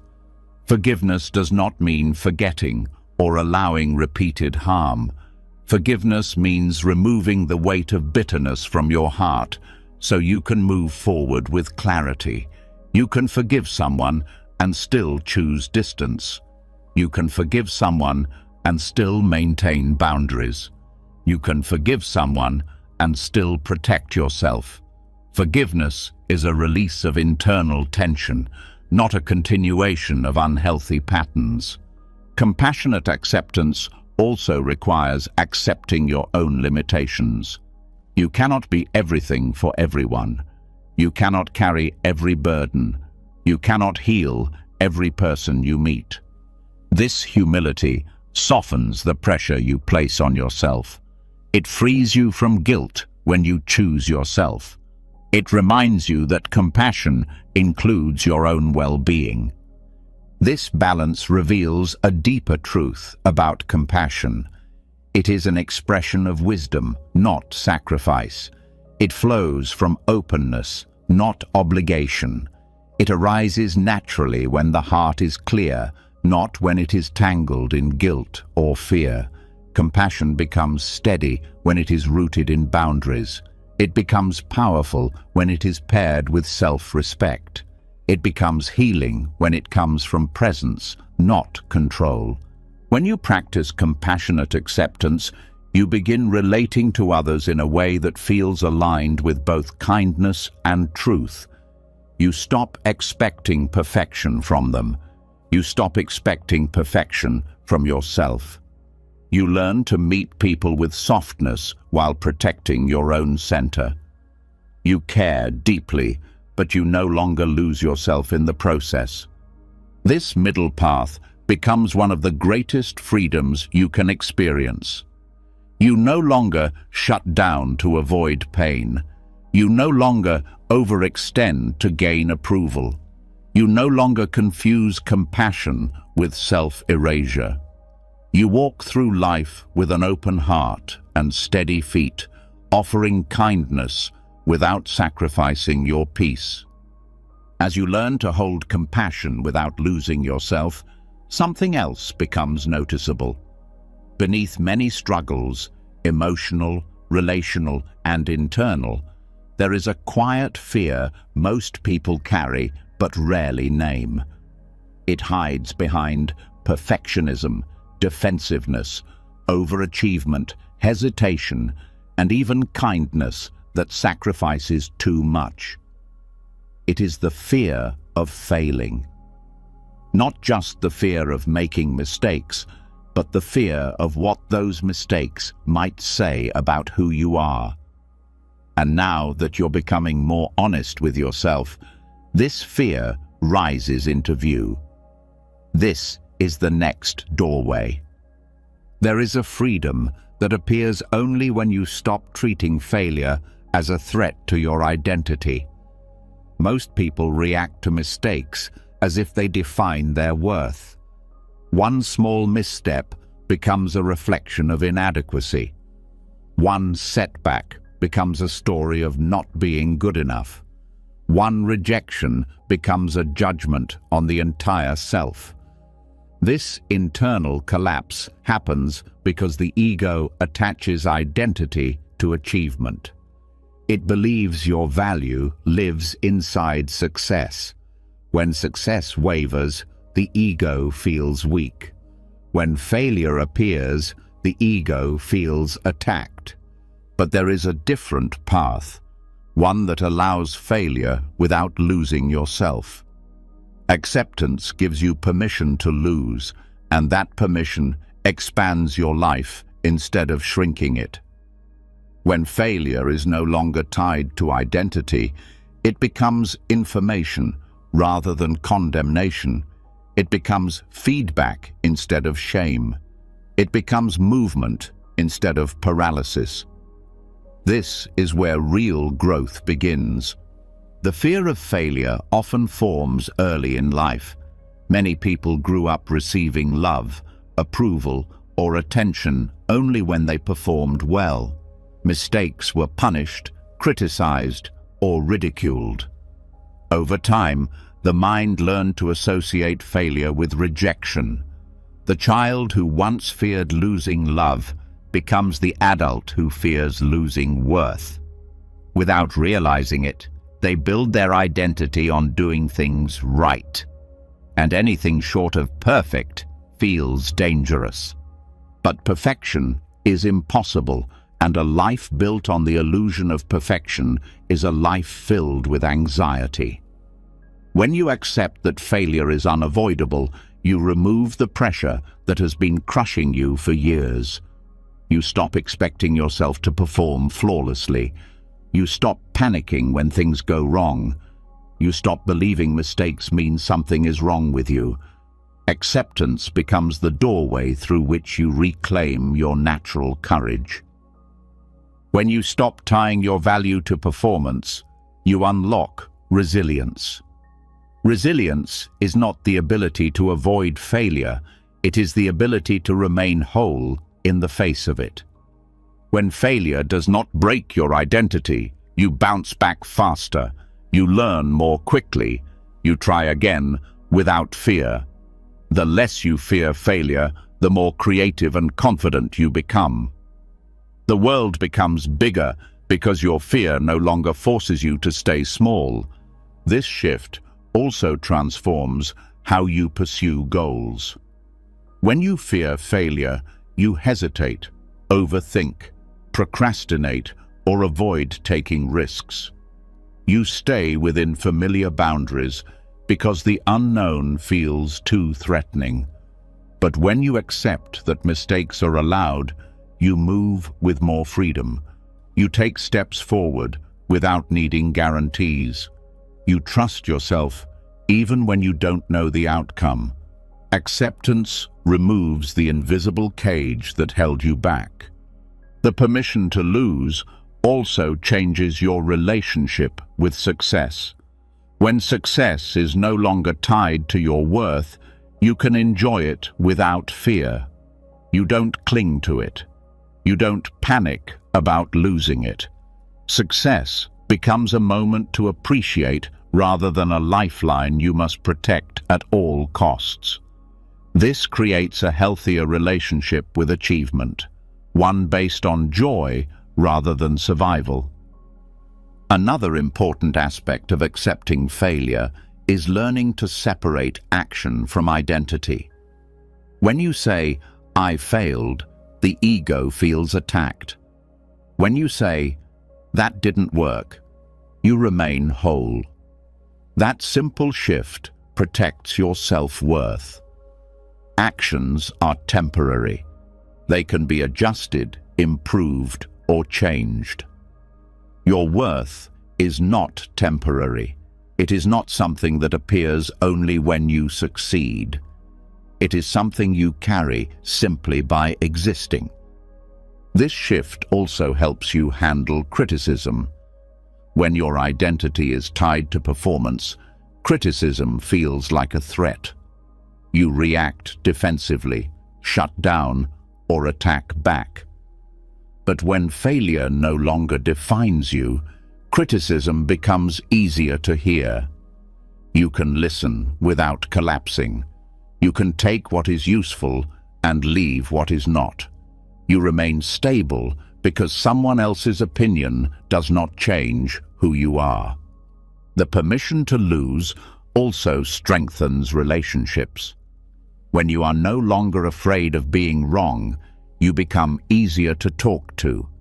You can apologize without humiliation. You can admit mistakes without spiraling. You can express vulnerability without fear of judgment. Relationships deepen when ego defenses soften. People feel safer around you because you are not trying to appear perfect. Accepting failure also helps you drop the unrealistic expectations you place on yourself. You stop measuring your progress against impossible standards. You stop comparing yourself to others. You stop believing you should be further along by now. You start to see your journey as unique and evolving. Acceptance lifts the weight of self-pressure. There is also a spiritual dimension to accepting failure. Every mistake points you toward a deeper truth. Every misstep teaches humility. Every setback shows you where your attachment lies. Every disappointment reveals where your ego was controlling the narrative. Failure becomes a mirror that reflects your inner landscape. When you meet it with acceptance, it becomes a teacher rather than an enemy. This shift also dissolves the fear of embarrassment. Much of the fear of failure comes from fearing how others will perceive you. But when you detach worth from performance, embarrassment loses its sting. You no longer need to appear perfect. You no longer need to protect an image. You can be real, honest, imperfect, and still worthy. The permission to lose also expands your possibilities. When failure is allowed, creativity opens. You can try new things, explore new paths, experiment with new ideas. Innovation thrives when mistakes are permitted. Some of the greatest breakthroughs in history were accidents or failures that led to new discoveries. When you allow yourself to lose, you give life room to surprise you. Another aspect of this acceptance is releasing the belief that you must always be strong. Strength is not about winning every time.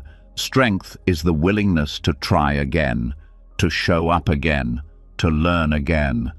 Failure does not take away strength, it builds it. Each time you recover from a setback, you become more stable, more grounded, more capable.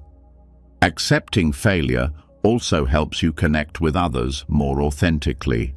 When you no longer hide your flaws, others feel safe to share theirs. Vulnerability invites connection. Perfection blocks it. When you accept your own humanity, you create space for real relationships, real conversations, real intimacy. This acceptance also softens your relationship with time. Failure often feels like wasted time, but when you see mistakes as part of the path, time becomes less threatening. You stop feeling behind. You stop believing you missed your chance. You realize that every detour shaped you in necessary ways. Acceptance turns your timeline into something that supports you rather than judges you. Ultimately, the permission to lose is the permission to live fully, to try without guarantee, to grow without fear, to explore without needing perfection. Acceptance gives you the freedom to take risks, to follow your heart, to discover who you are beyond success and failure.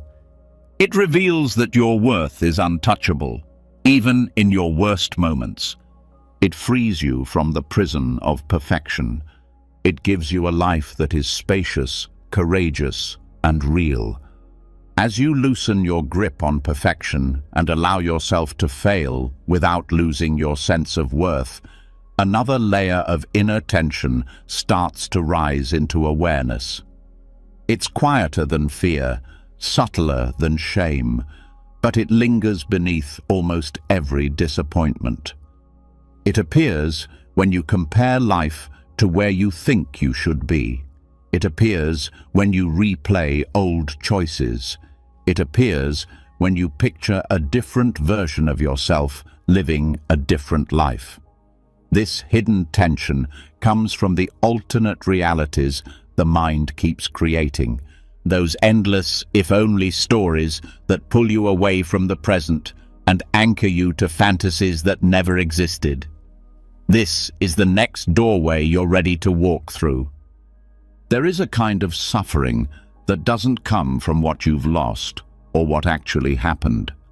It comes from what could have happened, what should have happened, what you believe would have happened if life had gone according to your expectations. The mind creates alternate lives the way clouds create shadows, effortlessly and constantly. A version of you who made different choices. A version of you with a different job, partner, body, personality, timeline, or path. These imagined versions follow you everywhere, quietly whispering that your life would be better if only you had done something differently. This mental habit creates a trap. You begin comparing your real life to a fictional one your mind invented. No matter how rich or meaningful your actual experiences are, the imagined version always seems better. This is because the if-only life is edited. It's missing the struggles, the realities, the complexity. It's a polished fantasy curated to make you feel like you came up short. The more you indulge it, the more you feel disconnected from your real life. The mind creates these fantasies because it dislikes uncertainty. It wants a world where everything is predictable, where your decisions always produce the best possible outcomes. When reality doesn't match this ideal, the mind retreats into imagined alternatives. But these fantasies don't bring peace. They take you out of your life and into a realm where you never belong. This creates longing, regret, and dissatisfaction, even when nothing is wrong in the present moment. Letting go of these alternate lives begins by recognizing that they are illusions. They do not exist. They never existed. They are constructed from selective memories, exaggerated hopes, and fear-driven projections. When you compare your actual life to an imagined life, you are measuring reality against fiction. Reality will always lose this comparison, not because it is lacking, but because fiction has no flaws. Another aspect of the if-only trap is the pressure it creates. You start believing there was a perfect path you should have taken, but the idea of a perfect path is false. Life unfolds one moment at a time. Choices are made with the knowledge, resources, and emotional capacity you had at that time. Expecting your past self to have the wisdom you only gained later is unfair. Growth always happens after the moment, not before it. Your past self was not wrong, they were simply earlier in the journey. These imagined alternatives also distort your relationship with time. You start believing you missed your chance. You think your life should have been further along. You think you wasted years. But this is another illusion. Every choice you made, even the ones you now question, built the person you are today. Every experience added to your understanding. Every detour contributed to your strength. There are no wasted years when you see your life as a continuous unfolding instead of a race against imagined timelines. Letting go of the if-only stories also frees you from resentment. Much resentment comes from comparing your life to a version where someone treated you differently or where circumstances were more favorable. But when you realize that the alternate version is fiction, resentment loses its fuel. You stop blaming others for outcomes that were never guaranteed. You stop blaming yourself for paths you didn't know you needed to take. You begin seeing your life as it is, instead of filtering it through fantasy. This shift also transforms your relationship with regret. Regret often clings to imagined outcomes, believing life would have been perfect if only you had acted differently. But the truth is, you cannot know how things would have unfolded. You can only imagine. When you release the imagined outcomes, regret softens. You stop viewing your past through a distorted lens. You start seeing it with compassion and realism. Another part of dismantling the if-only illusion is understanding that your mind idealizes the imagined version because it doesn't have to live through it. It doesn't have to face the emotional complexity or the challenges that real life brings. The fantasy is always easier because it removes everything difficult. When you stop idealizing these fictional paths, the present begins to feel more valuable. You start noticing what you do have instead of fixating on what you didn't get.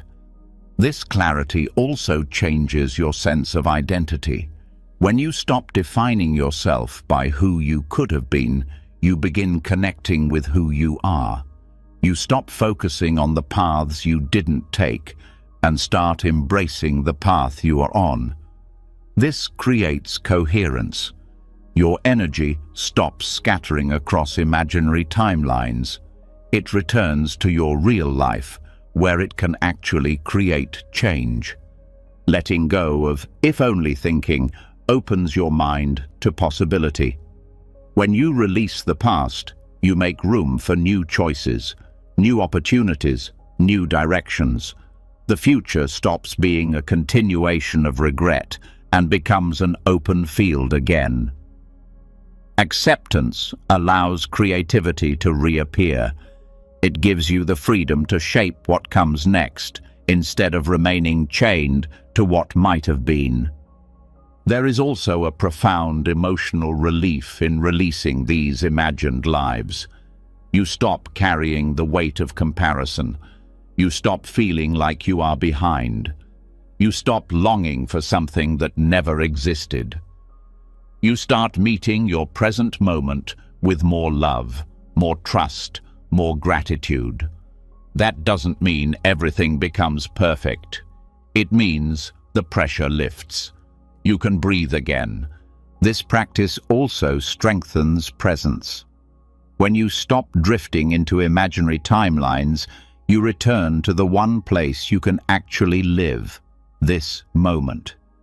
Presence becomes easier when the mind is not chasing ghosts of possibility. The more present you become, the more peace you feel. Letting go of if only is not about lowering your standards or giving up on dreams. It is about releasing illusions that steal your peace. It is about seeing reality clearly instead of through the lens of fantasy. It is about trusting that your life is unfolding in ways that support your growth, even when the path seems imperfect. By releasing the alternate lives in your mind, you regain the fullness of the life you're living now. And once you reclaim that fullness, the next steps of your journey become rooted not in comparison or regret, but in clarity and freedom. As you release the alternate versions of your life and return to the one you are actually living, another layer of truth becomes unmistakably clear. So much of the pain you've carried didn't come from what happened. It came from when it happened, or when it didn't happen. Beneath your regrets, beneath your disappointments, beneath your hopes, there has always been a silent expectation that life should unfold on your timeline, that things should arrive when you believe you're ready, that certain milestones should already be behind you, and when they aren't, suffering appears. This is where the next shift begins. There is a hidden pressure that shapes people from childhood, an invisible schedule the mind uses to decide whether life is on track. It tells you when success should appear, when love should arrive, when healing should be complete, when clarity should come, when goals should be met. When life doesn't follow this schedule, the mind interprets it as failure. But this schedule is not universal.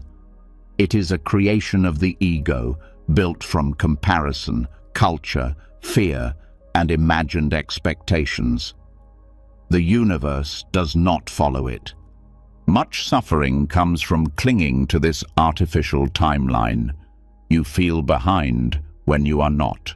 You feel delayed when you are actually growing.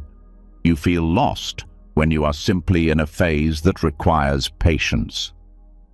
The belief that life must follow your internal clock keeps you from seeing the truth.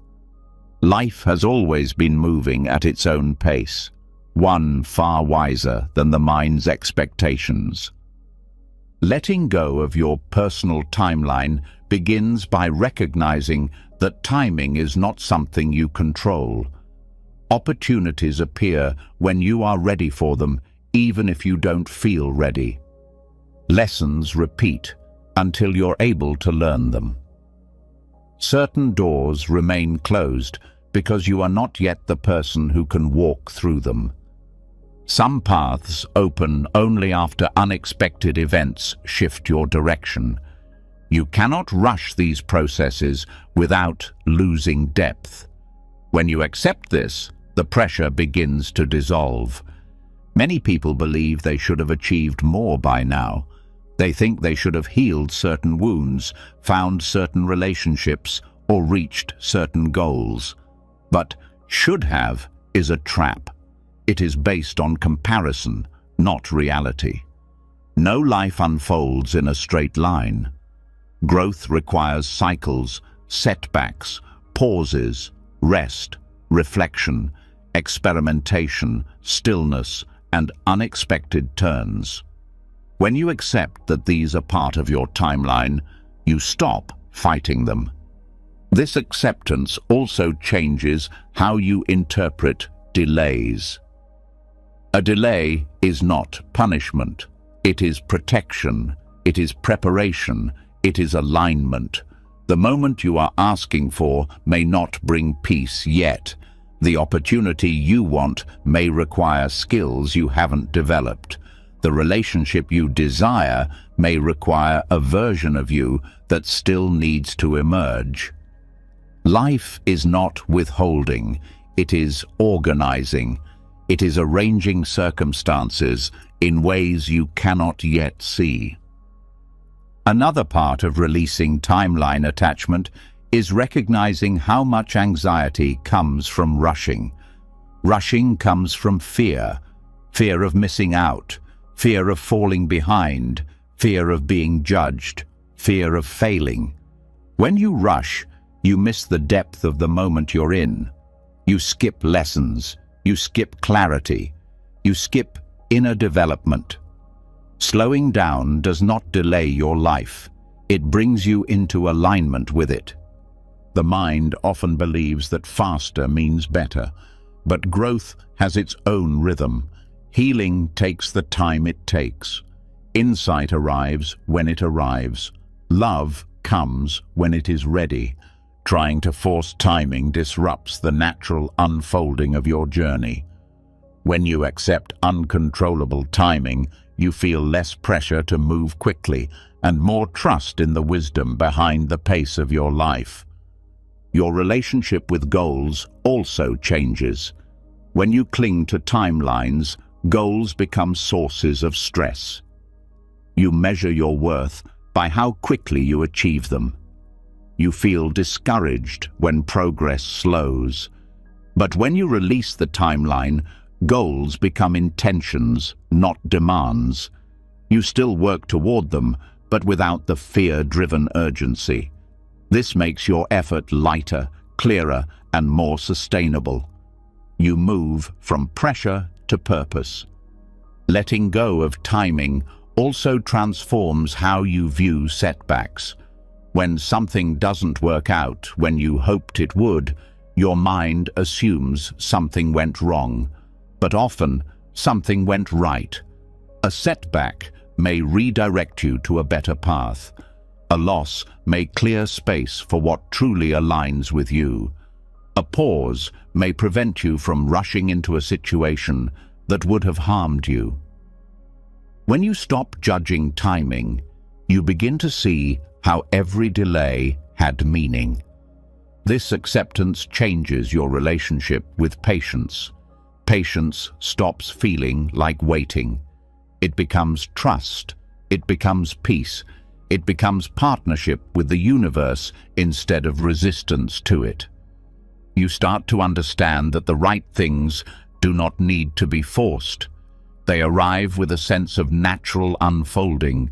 They meet you at the moment you can receive them fully. Releasing your timeline also quiets comparison. Every person's life unfolds according to their unique lessons, their unique karma, their unique path. Comparing your timing to someone else's is like comparing sunrise in one part of the world to sunset in another. They are not meant to match. When you stop comparing timelines, your self-esteem rises. You feel grounded in your own path instead of judging it by external standards. Another important part of letting go of timing is recognizing that your worth does not depend on the speed of your progress.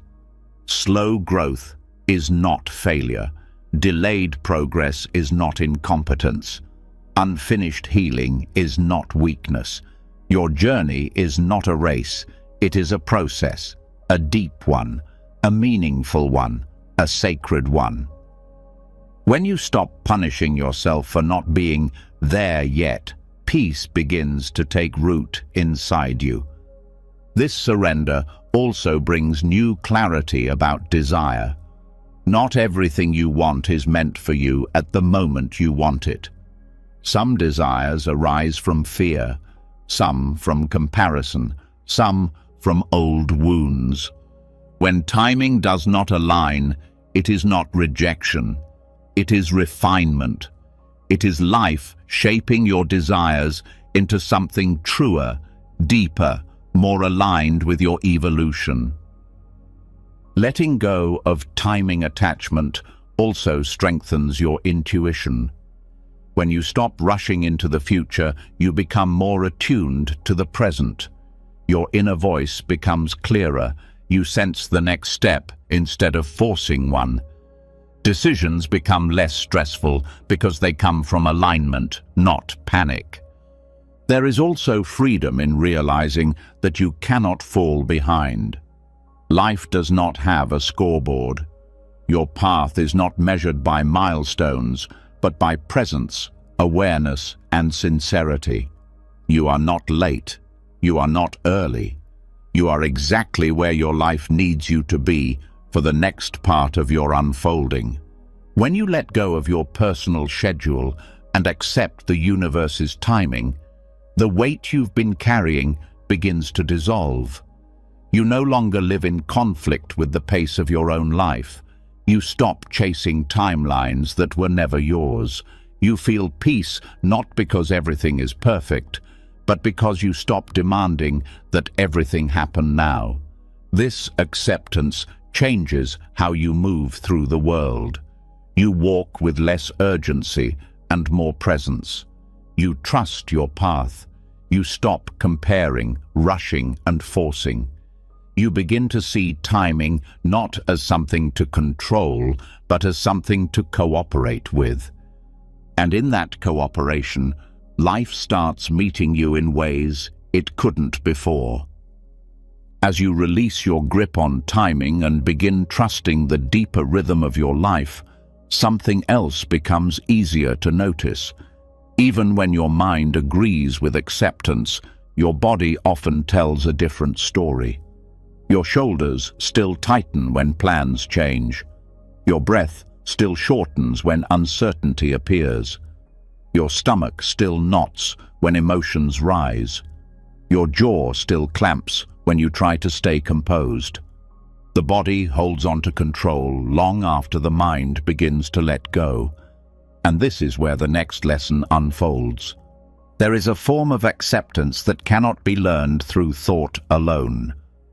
The mind can understand surrender, but the body must feel it. Most of your resistance is stored physically, muscles contracting, breath restricting, posture bracing, nerves anticipating danger that no longer exists. You may try to think your way into peace, yet your body keeps pulling you back into old patterns. Real acceptance begins when the body unlearns the tension it has carried for years. The body is the first place you tighten when life feels uncertain. Before a single thought forms, your breath changes, your chest closes, your shoulders rise, your hands clench. These physical reactions happen faster than your mind can process. They are the leftovers of old fears, old disappointments, old stress, and old beliefs about needing control to survive. When you hold your body in patterns of resistance, your mind naturally follows. Thoughts become sharper, emotions feel stronger, and the old urge to manage everything resurfaces. This is why mental acceptance sometimes feels incomplete, because the body has not yet let go. Physical surrender begins with breath. Breath is the bridge between your inner world and your outer experience. When you breathe deeply and slowly, your nervous system shifts out of survival mode. The body receives a signal that it is safe to soften. This softening invites the mind to calm without force. A slow breath does not erase problems, but it repositions you so you can respond instead of react. It teaches the body that it does not need to brace against life. Breath becomes the doorway through which acceptance enters the body.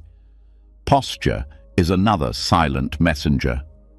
When your posture collapses inward, your body interprets the world as threatening.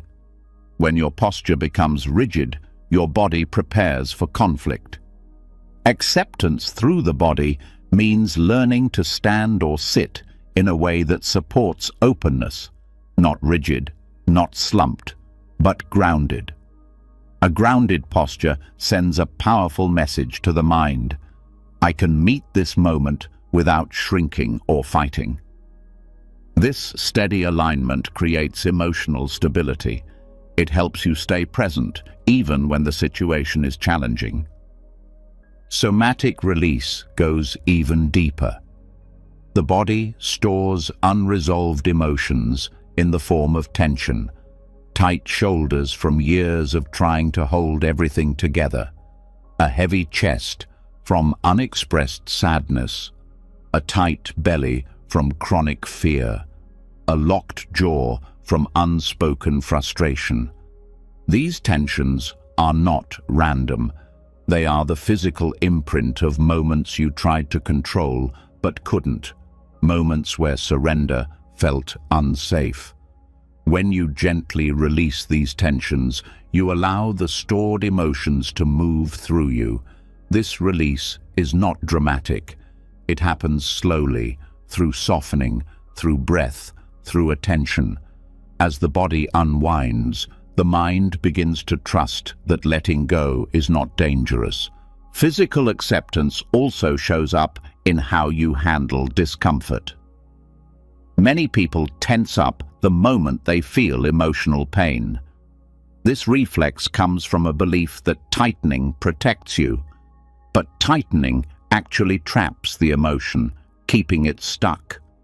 When you allow the body to soften in the presence of discomfort, the emotion flows through naturally. The body becomes a safe container instead of a battlefield. This shift teaches your mind that emotions are not threats. They are experiences that pass when given permission to move. Another part of acceptance through the body is recognizing physical habits of control. Some people hold their breath during stress. Some clench their hands. Some tense their legs. Some contract the stomach. These habits reinforce anxiety. When you become aware of them, you can intervene gently. The moment you soften the pattern, your internal state changes. Your breath opens. Your mind slows. Your nervous system relaxes. This is not psychological, it is biological. The body leads and the mind follows.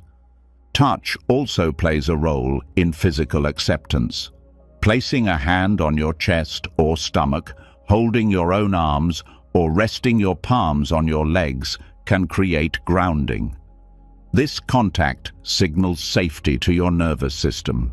It reminds your body that you are present, aware, and capable of holding your own experience. Many people never learned to soothe themselves physically. Developing this ability transforms your emotional world. When the body feels supported, the urge to control everything weakens. Movement is another doorway. Walking mindfully, stretching gently, or moving slowly with awareness helps release stored tension. Movement that is intentional reprograms your relationship with your body. It teaches you to inhabit your physical self instead of abandoning it when emotions rise. When you move with presence, you reclaim parts of yourself that were numbed or ignored. This embodiment strengthens acceptance because it connects you to your lived experience. The body also teaches patience. You cannot force the body to relax. You can only allow relaxation. This mirrors the reality of acceptance. You cannot force surrender, you can only lean into it. Watching your body gradually soften reminds you that letting go is a process, not a command. The body teaches you to honor the pace of your own healing. It shows you where resistance still lives and where trust has begun to grow. Acceptance through the body also changes how you relate to stress. Stress becomes something you can feel without collapsing into worry. You sense the tension rise, you breathe, you soften, and you let it move through. Instead of spiraling into mental panic, you allow the body to guide you into calm. This builds resilience. You realize you can handle discomfort without controlling your environment. Over time, your body becomes a partner instead of a prisoner. You stop using it as a storage unit for suppressed emotions. You stop punishing it with tension. You stop ignoring its signals. You listen to it. You support it. You work with it. And as this relationship heals, the mind becomes more peaceful than any amount of thinking could create. This physical surrender has a profound effect on your identity. You no longer feel like someone fighting life. You feel like someone moving with life. The body learns to trust the present moment. The nervous system learns to rest. The breath becomes anchored. The mind follows this new stability. Thoughts become clearer, emotions become lighter, and acceptance becomes embodied rather than intellectual. And in this embodied acceptance, you discover something life-changing. You don't need to control life to feel safe. You only need to feel safe in your own body. As you begin to feel the body soften and release patterns that have held you for years, you start noticing something subtle but powerful. Even when the body relaxes and the breath opens, there are moments when tension still rises, not from fear, not from trauma, not from timing, but from your expectations about how life should be. These expectations are invisible, yet they shape your reactions more than any external event. They sit beneath your thoughts like silent rules, creating frustration, disappointment, and pressure. This is where the next layer of acceptance begins. There is a kind of suffering that grows not from what happens, but from the belief that what happened is wrong simply because it does not match your inner script. You carry hidden rules. People should behave a certain way. Conversations should unfold smoothly. Plans should go as intended. Emotions should appear or disappear on command. Relationships should meet your needs effortlessly, and life should be fair, predictable, and aligned with your desires. These rules feel normal because they form quietly over years, but they create an invisible cage you live inside without realizing it. Expectations turn neutral moments into painful ones. A person arrives late and irritation rises because they should be on time. A friend forgets something important and hurt appears because they should have remembered. Someone speaks sharply and you feel offended because they should talk more kindly.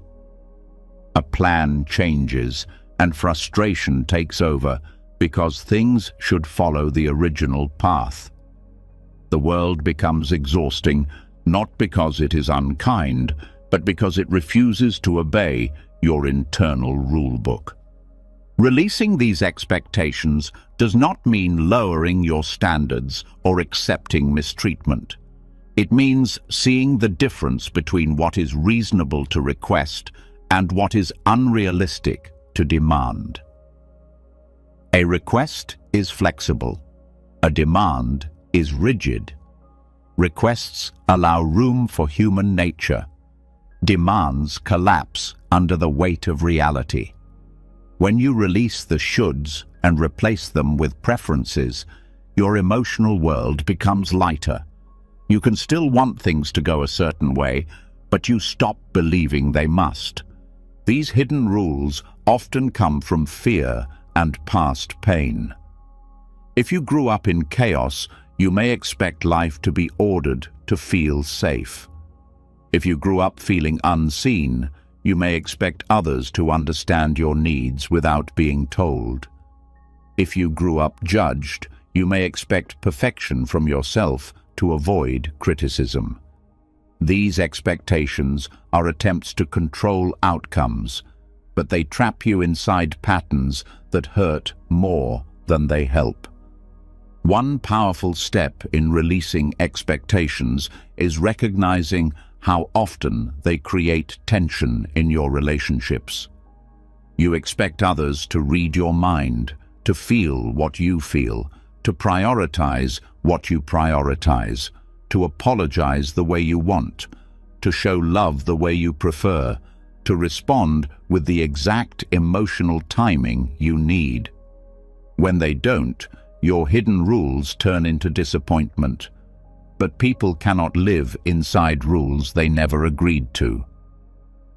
When you release these invisible demands, connection becomes more real and less strained. You begin accepting people as they are, instead of trying to reshape them into your expectations. Another layer of expectation involves your relationship with yourself. You pressure yourself with internal demands. You should be stronger, calmer, more productive, more confident, more successful, more healed. You should never make mistakes. You should never feel insecure. These internal shoulds create constant pressure. When you fail to meet them, as everyone eventually does, you attack yourself. But your worth does not grow from meeting unrealistic expectations. Your worth is already present. Releasing harsh self-demands is a form of emotional freedom. Expectations also shape your reaction to the world. You expect life to be predictable, smooth, and fair. When difficulties arise, your expectations make the situation feel worse. The mind says, "This shouldn't be happening." But suffering comes from resisting reality, not from the event itself. Life has never followed a strict script. When you stop demanding that it should, your ability to adapt grows. You face challenges with clarity instead of resistance. Another area affected by expectations is emotional expression. You might expect yourself to feel good all the time or to move through emotions quickly, but emotions follow their own rhythm. They cannot be controlled through expectations. When you allow yourself to feel without judgment, acceptance replaces self-criticism. The body relaxes, the mind softens. Healing becomes more natural. Releasing expectations also means letting go of entitlement, not in a moral sense, but in an emotional sense. The belief that life owes you ease, that people owe you understanding, that circumstances owe you comfort, creates disappointment. Life owes nothing, yet it gives endlessly. People owe nothing, yet they offer when they can. When entitlement dissolves, gratitude expands. You begin noticing what is present instead of mourning what is not. Letting go of expectations does not make you passive. It makes you wise. You still hold values. You still make choices. You still have preferences. But you stop tying your peace to outcomes. You stop rigidly clinging to how life should unfold. This flexibility allows you to move with life instead of against it. This shift also reveals how expectations distort perception. When reality does not match your inner rules, you see the moment through frustration instead of clarity. When you release the rules, you see the moment as it is, not as something failing to meet your standards. Seeing clearly is one of the deepest forms of freedom. Releasing expectations also strengthens your relationships with yourself and others. When you no longer demand perfection, compassion grows. When you no longer expect immediate change, patience develops. When you no longer insist that things unfold your way, harmony begins. This does not mean letting go of boundaries. Boundaries protect your peace. Expectations restrict your peace. They are not the same. Letting go of shoulds also creates emotional space. You stop carrying disappointment about things no one ever promised. You stop resenting people for being human. You stop criticizing yourself for not meeting impossible standards. You create room for acceptance, understanding, and self-respect. Eventually, you realize something profound. Life is easier than the prison your expectations created. People become easier to love. You become easier to live with. Moments become easier to experience. Peace grows naturally when you stop demanding that life fit into a shape it was never designed to hold.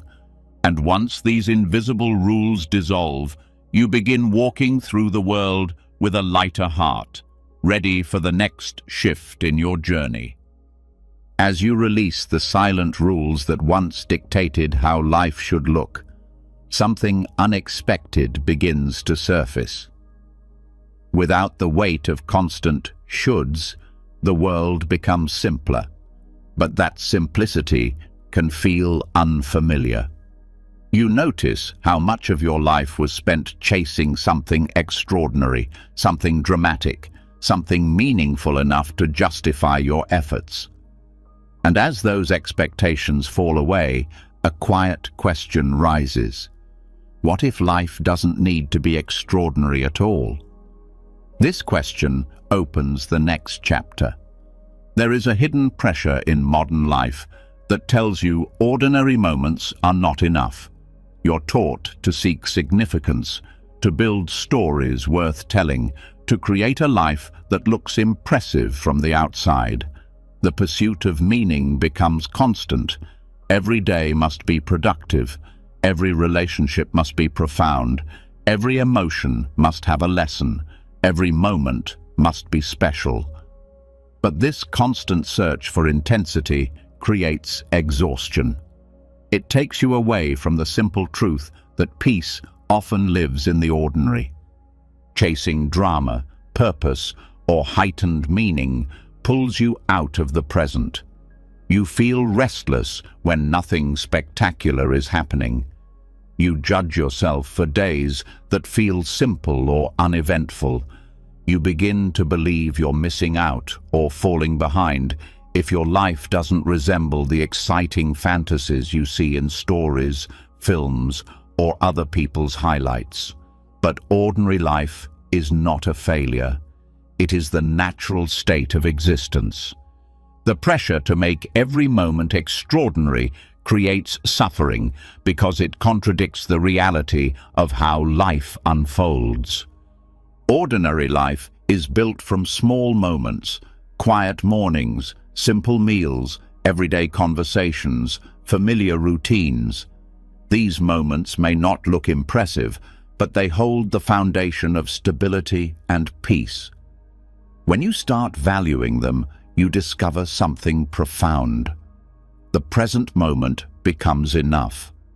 You stop searching for life somewhere else and start engaging with the life right in front of you.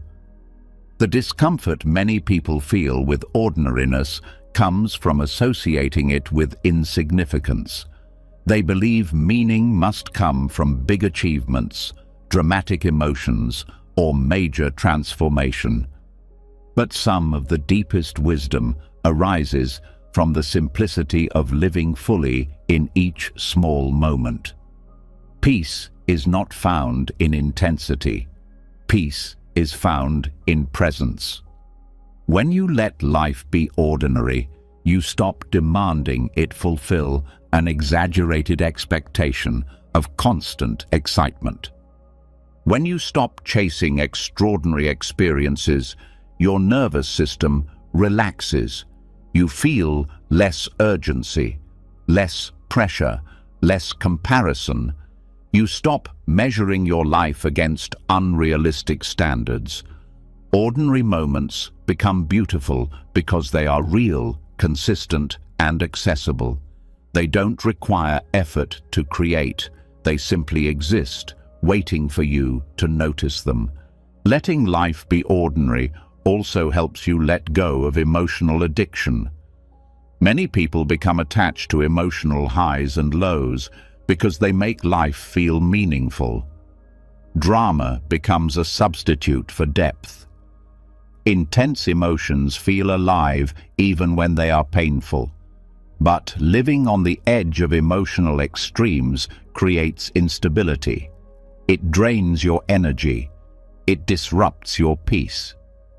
Ordinary emotional states, a calm day, a steady mood, a simple joy, offer a more grounded kind of meaning.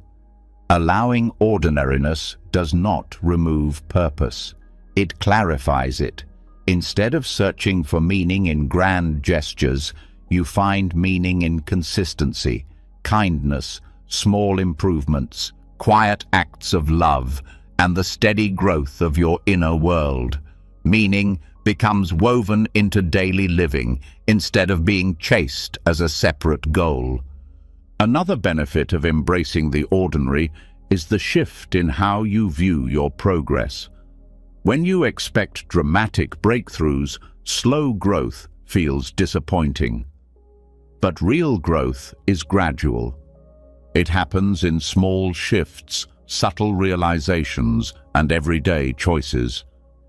When you stop looking for sudden transformation, you start recognizing the progress you've already made.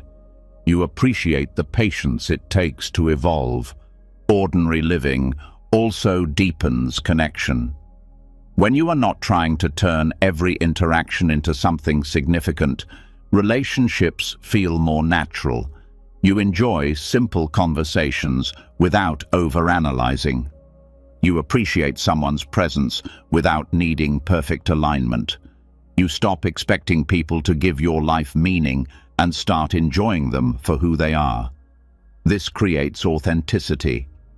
Letting life be ordinary also softens self-judgment.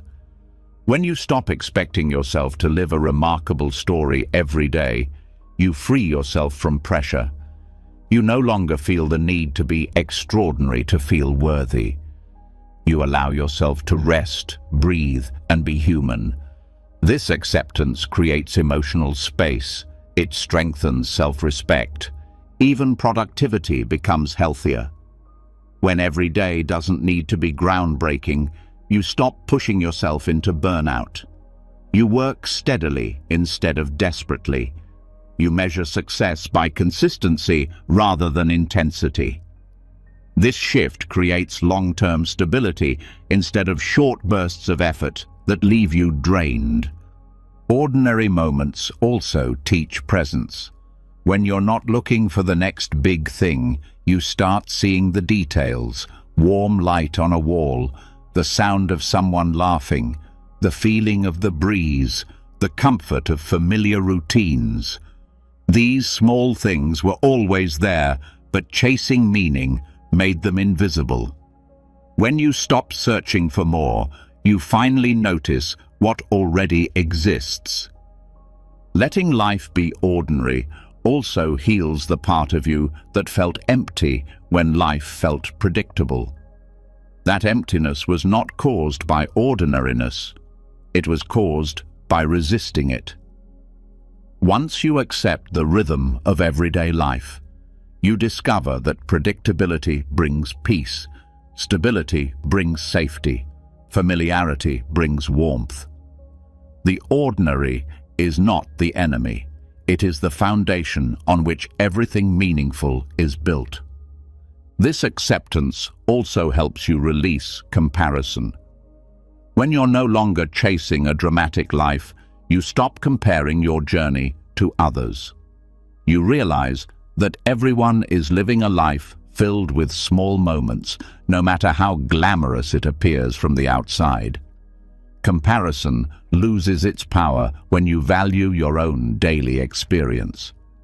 Embracing the ordinary is not about lowering your expectations. It is about freeing yourself from unrealistic ones. It is about understanding that life is not meant to be a constant highlight reel. It is about recognizing that peace comes not from constant stimulation, but from being rooted where you are. When you allow life to be ordinary, something extraordinary happens. You become grounded. You become content. You become able to see your own life clearly. You stop searching for meaning and start experiencing it. The ordinary becomes enough. And in that enoughness, you find the peace you've been chasing across big moments for far too long. As you learn to rest in the simplicity of everyday life, another truth begins to surface, one that touches some of the deepest pockets of human discomfort. Simplicity quiets the need for drama, but it also exposes something the mind has tried to outrun for years: the need for answers, the need to understand why something happened, why someone acted the way they did, why a moment unfolded differently than you expected. And beneath that need lies an even heavier truth. Much of life will never offer explanations. Many chapters will not close neatly. Many relationships will not end cleanly. Many questions will remain unanswered. This is the next place your journey leads. There is a particular kind of suffering that comes from trying to complete stories that life left unfinished. You replay conversations that ended abruptly. You analyze motives you will never fully understand. You search for clarity from people who have already left. You look for closure from moments that gave none. The mind hates incompleteness. It wants everything wrapped in certainty, logic, and finality. But life is full of partial truths, unresolved emotions, sudden endings, and mysteries you were never meant to decipher. Accepting incomplete stories is one of the most difficult forms of acceptance because it asks you to surrender not only control, but understanding. The ego believes that knowing the reason will ease the pain. It believes that understanding someone's intentions will bring peace. It believes that with enough analysis, the discomfort will disappear. But more often than not, searching for answers that don't exist only deepens the wound. It keeps you trapped inside the moment, revisiting it again and again, hoping it will finally reveal what it cannot. Many of the stories that trouble you most involve other people's motives. You want to know why someone changed, why they pulled away, why they acted inconsistently, why they hurt you, why they didn't choose you, why they weren't honest, why they couldn't meet you where you were. But people are shaped by wounds, fears, histories, and patterns they may not understand themselves. Expecting a complete explanation from them is like expecting a storm to explain why it rained. Human behavior is complex, layered, and often unconscious. Some people will never be able to articulate their motives because they don't fully know them. Acceptance does not mean their actions were justified. It means recognizing that understanding may never come and choosing peace anyway. It means releasing the expectation that someone else must give you closure. It means giving yourself permission to move forward without every piece of the story filled in. Another layer of incomplete stories involves your own past. There are choices you made without full clarity. There are moments you regret but cannot rewrite. There are paths you walked without knowing where they would lead. The mind tries to make sense of these decisions by creating narratives, some harsh, some dramatic, some filled with self-blame. But the truth is, you will never fully understand your past self from the perspective of who you are now. You were different then, less aware, less experienced, more afraid, more hopeful. Expecting perfect logic from your past self ignores the reality that growth happens through imperfection, not foresight. When you accept that certain questions about your past will remain unanswered, you release yourself from the burden of endlessly examining what cannot be changed. You begin to trust the person you were, even if you don't fully understand every action you took. You see your past with compassion instead of analysis. Incomplete stories also exist in the form of sudden endings, friendships that faded, opportunities that disappeared, relationships that dissolved without clarity, chapters that closed without warning. The mind often interprets these unfinished endings as personal failures, but sometimes endings occur because the story reached its natural point of departure. People grow in different directions, opportunities shift, circumstances evolve. Some endings happen not because something went wrong, but because the story had served its purpose. Accepting this truth allows you to stop searching for explanations that were never yours to find. There is also the discomfort of ambiguous moments, times when you misread someone's intentions or when they misread yours. Times when connection felt real but never fully became what it could have been. Times when timing was off. Times when both people wanted more but couldn't align. These moments create questions that may never be answered. Accepting ambiguity means acknowledging that life is not a clean sequence of cause and effect.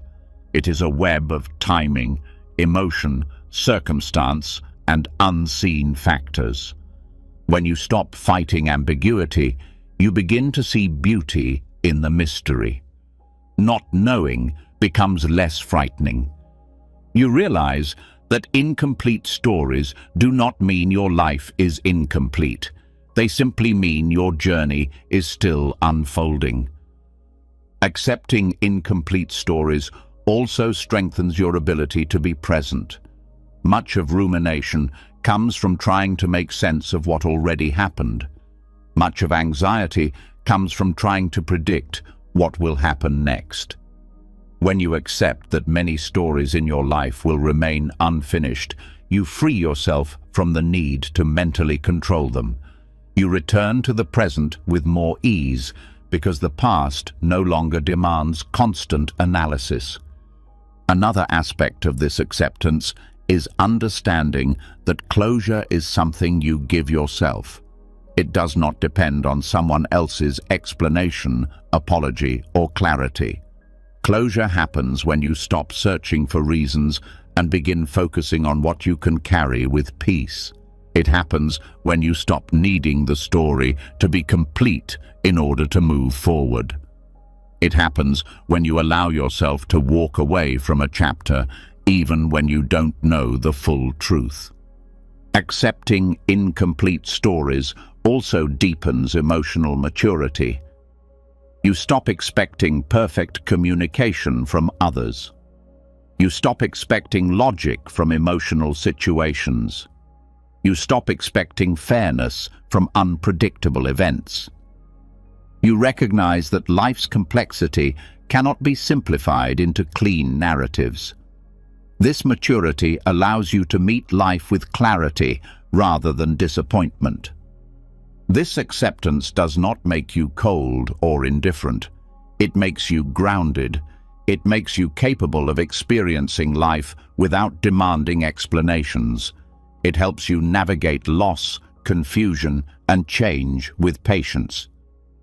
When you release the need to know everything, you create space for peace, curiosity, and openness. In the end, incomplete stories do not diminish your life. They enrich it. They remind you that you are part of something bigger than understanding. They show you that mystery is not a flaw. It is the nature of existence. And when you stop demanding closure from every moment, you begin to experience life with a softness that brings peace to the deepest parts of you.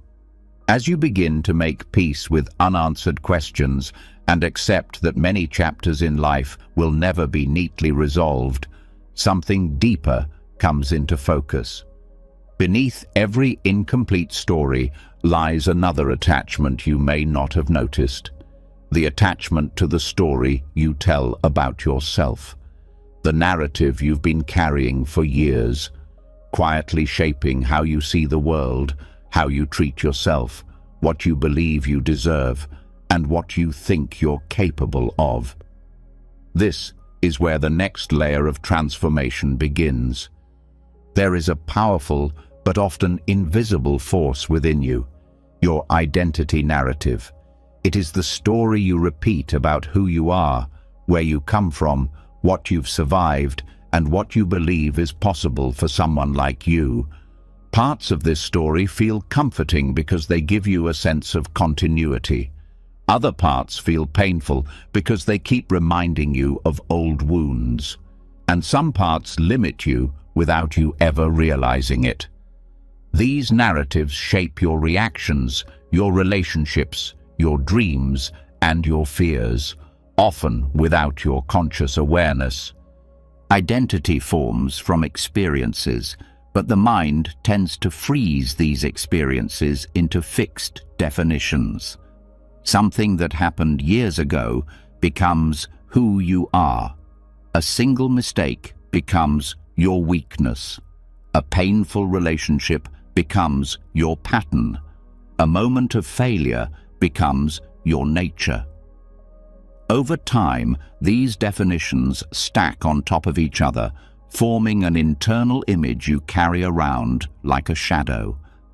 But the truth is that most of this image is outdated. It belongs to a version of you that doesn't exist anymore. This attachment to old identity narratives creates suffering because it limits your ability to grow. When you define yourself too narrowly, you interpret every new experience through old filters.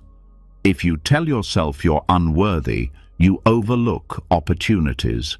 If you tell yourself you're broken, you misinterpret moments of vulnerability. If you tell yourself you're unlucky, you expect disappointment. If you tell yourself you're too sensitive, you suppress your emotions. These narratives are not truths. They are habits. One of the most important steps in detaching from identity narratives is recognizing how often they appear automatically. You may feel a certain emotion and instantly attach meaning to it. This always happens to me. You may face a challenge and immediately reinforce an identity. I'm not good at this. You may receive feedback and turn it into a story of inadequacy. I never do anything right. These reflexive thoughts are old scripts running without your permission. When you notice these narratives, you begin to see how deeply they influence your self-concept. The moment you create space between the story and the present moment, the story loses its authority. You start to realize that you are not your patterns. You are not your mistakes. You are not the wounds you inherited or the ones you created. You are the awareness noticing these things. Detaching from identity does not mean erasing your past. It means seeing that your past does not define your future. Your experiences shaped you, but they do not own you. They taught you lessons, but they do not limit you. They affected you, but they do not imprison you. Another key part of loosening identity narratives is understanding that the self is constantly changing. Every experience shifts you. Every conversation influences you. Every insight expands you. Every act of acceptance transforms you.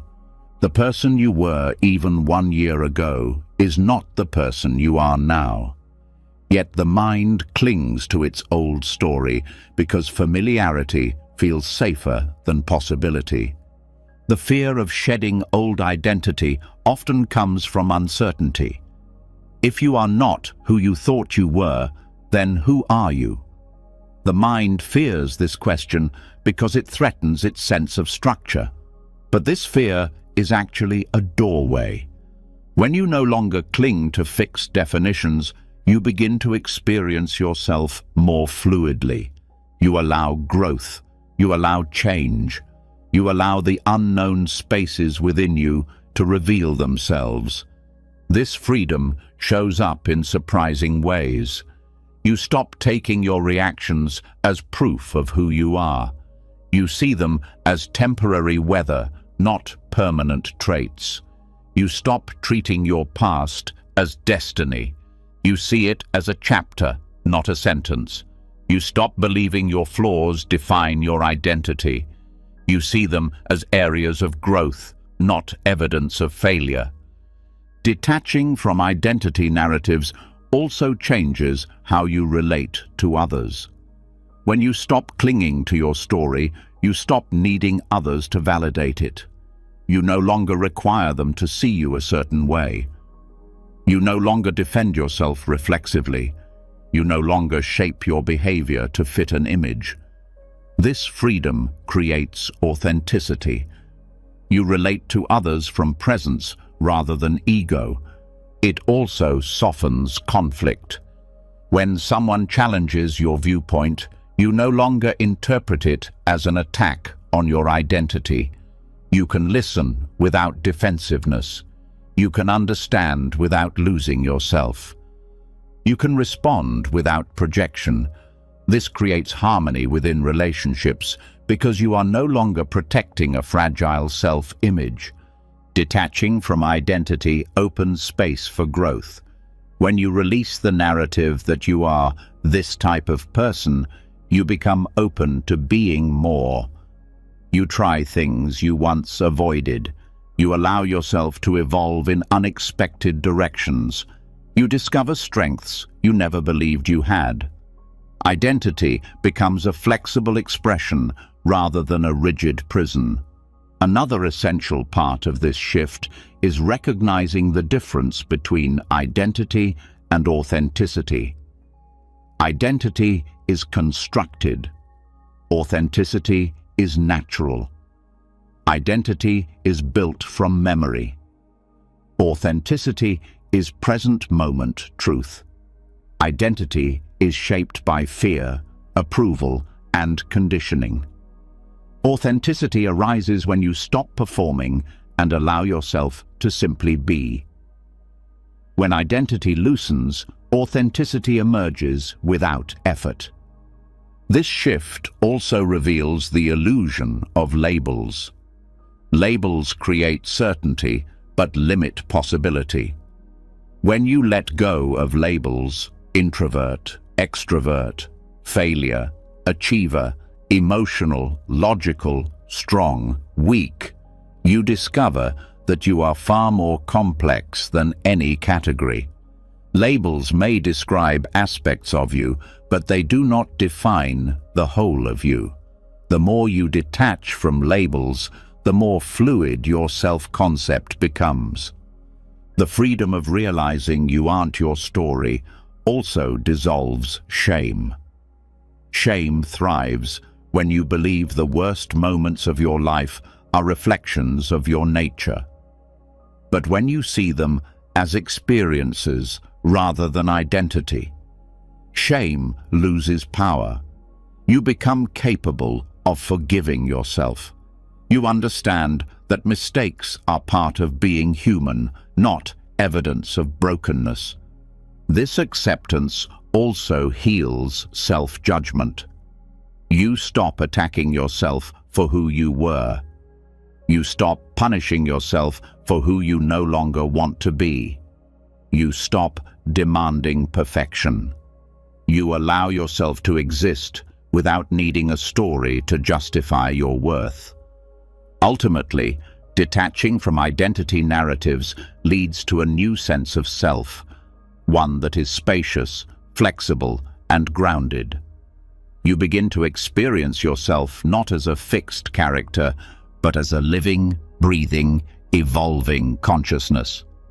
You stop trying to define yourself and instead allow yourself to unfold, and in that unfolding, you discover the deepest truth of all. You are not your story, ... You are the awareness capable of rewriting it. As you loosen your grip on the story of who you think you are, something profound begins to open inside you. Without the weight of fixed identity, a new question naturally rises.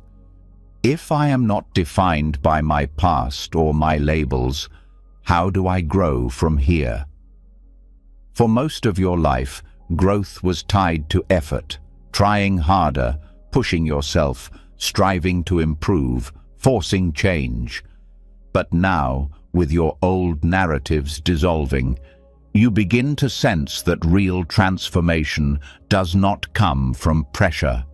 It comes from honesty, from stillness, from accepting exactly where you are before trying to become anything more. This is where the next shift unfolds. There is a quiet truth hidden at the heart of self-improvement. Growth cannot begin from denial. You cannot evolve while pretending to be further ahead than you are. You cannot transform while resisting your current limitations. You cannot expand while judging yourself for not being already expanded. Real growth begins only when you stop fighting your starting point. Acceptance of where you stand becomes the foundation for everything that follows. Most people misunderstand growth. They believe improvement comes from pushing against themselves, forcing habits, demanding change, punishing flaws, and treating their humanity like a problem to solve. This approach creates exhaustion, not evolution. The harder you push, the tighter the resistance becomes. Force creates tension, and tension locks you into the very patterns you want to escape. Unforced growth is different. It begins with radical self-honesty, the willingness to see yourself clearly without running, hiding, or pretending. It means acknowledging your fears without shame, your weaknesses without self-attack, your patterns without collapse, your wounds without dramatizing them. This kind of honesty is not harsh. It is gentle. It allows you to breathe. It allows you to meet yourself as you are, not as who you think you should be. Accepting your limitations does not keep you stuck. It frees you. When you accept your limits, you stop wasting energy on denial. You stop pretending to be okay when you're not. You stop forcing progress you're not ready for. This acceptance makes space for natural growth because your energy is no longer tied up in self-judgment. Instead, it becomes available for learning, healing, and transformation. Progress becomes smoother when you stop trying to leap forward and instead take the step that's actually available. You may want confidence, but maybe the next step is simply speaking honestly. You may want inner peace, but maybe the next step is noticing when tension rises. You may want discipline, but maybe the next step is creating one small habit instead of designing a perfect routine. Growth becomes sustainable when it matches your capacity rather than your ideals.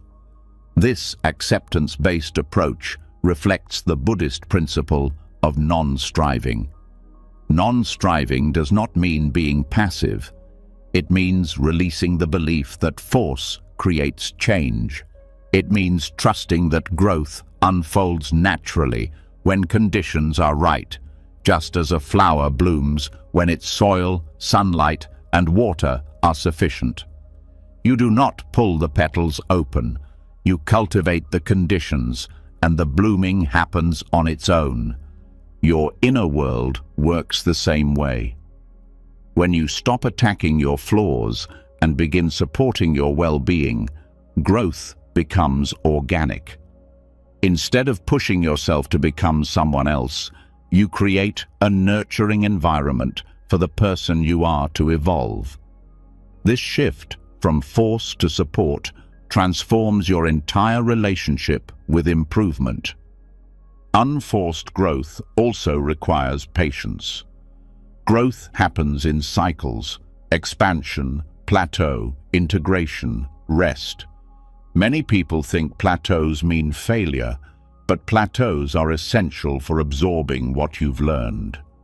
Rest is essential for healing.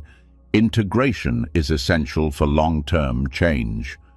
When you expect constant progress, you fight these natural cycles. When you accept them, your growth becomes steady instead of frantic. There is also a deep humility in unforced growth.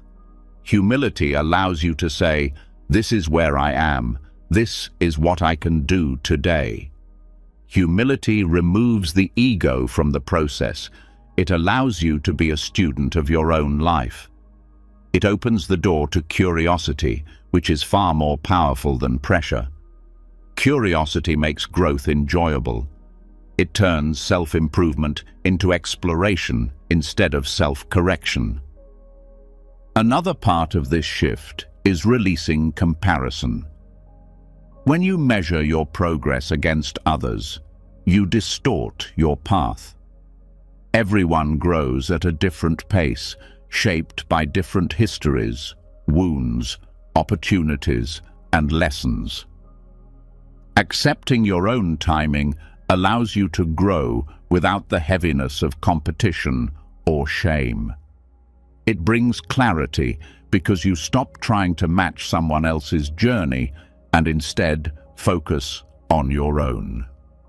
Unforced growth also reveals the importance of small changes. Major breakthroughs are rare. The real transformation happens in small choices, choosing honesty over avoidance, presence over distraction, softness over tension, patience over panic. These small shifts accumulate. They create momentum. They change your inner landscape one moment at a time. When you stop demanding massive change, you start noticing how powerful these small steps are. Accepting your limitations also helps you build resilience. When you stop resisting your own capacity, setbacks no longer feel like proof of failure. They become part of the process. You learn from them instead of collapsing into them. You adapt instead of breaking. Resilience grows not from avoiding struggle, but from meeting it without judgment. This approach changes your relationship with effort itself. Instead of pushing yourself until you burn out, you engage effort wisely. You listen to your body. You recognize emotional limits. You rest when needed. Effort becomes purposeful instead of punishing. You take action from a grounded place, not from insecurity. This makes your growth sustainable. Unforced growth also deepens self-compassion. Compassion is not indulgence. It is the recognition that harshness has never created lasting change. Compassion supports growth because it keeps your heart open.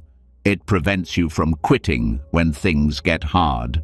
It helps you forgive yourself when you fall short. It reminds you that you are worthy even when you struggle.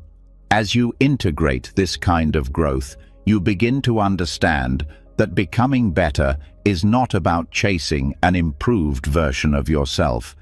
It is about removing the obstacles that prevent your natural potential from unfolding. Your inner self is already capable of growth, insight, and transformation. Acceptance clears the way. Eventually, you reach a point where growth no longer feels like self-improvement.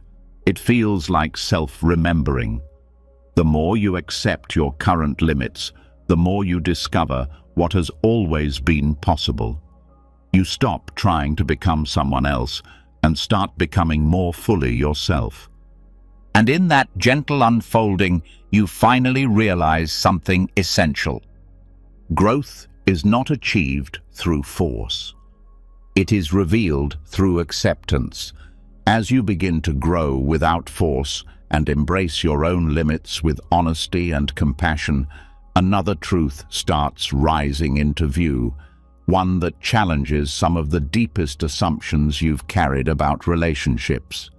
You begin to see that much of your suffering did not come from who people were, but from who you believed they should become. And as you soften toward yourself, the next step becomes unavoidable, learning to soften toward the true nature of others. This is where a profound kind of freedom begins. There is a quiet exhaustion that comes from trying to change people, trying to make someone kinder, more aware, more responsible, more emotionally intelligent, more communicative, more stable, more ambitious, more expressive, more patient. You may not have said these desires out loud, but you carried them in the form of expectations.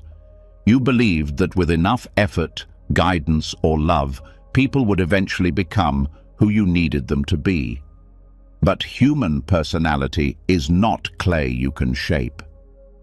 Much of who a person is comes from traits rooted deeply: temperament, history, values, emotional style, coping patterns, and ways of seeing the world formed long before you met them. Accepting this reality brings a new kind of peace, not because you stop caring, but because you stop fighting what you cannot change. This acceptance does not mean tolerating harmful behavior. It means recognizing the difference between a preference and a pattern. Preferences can shift.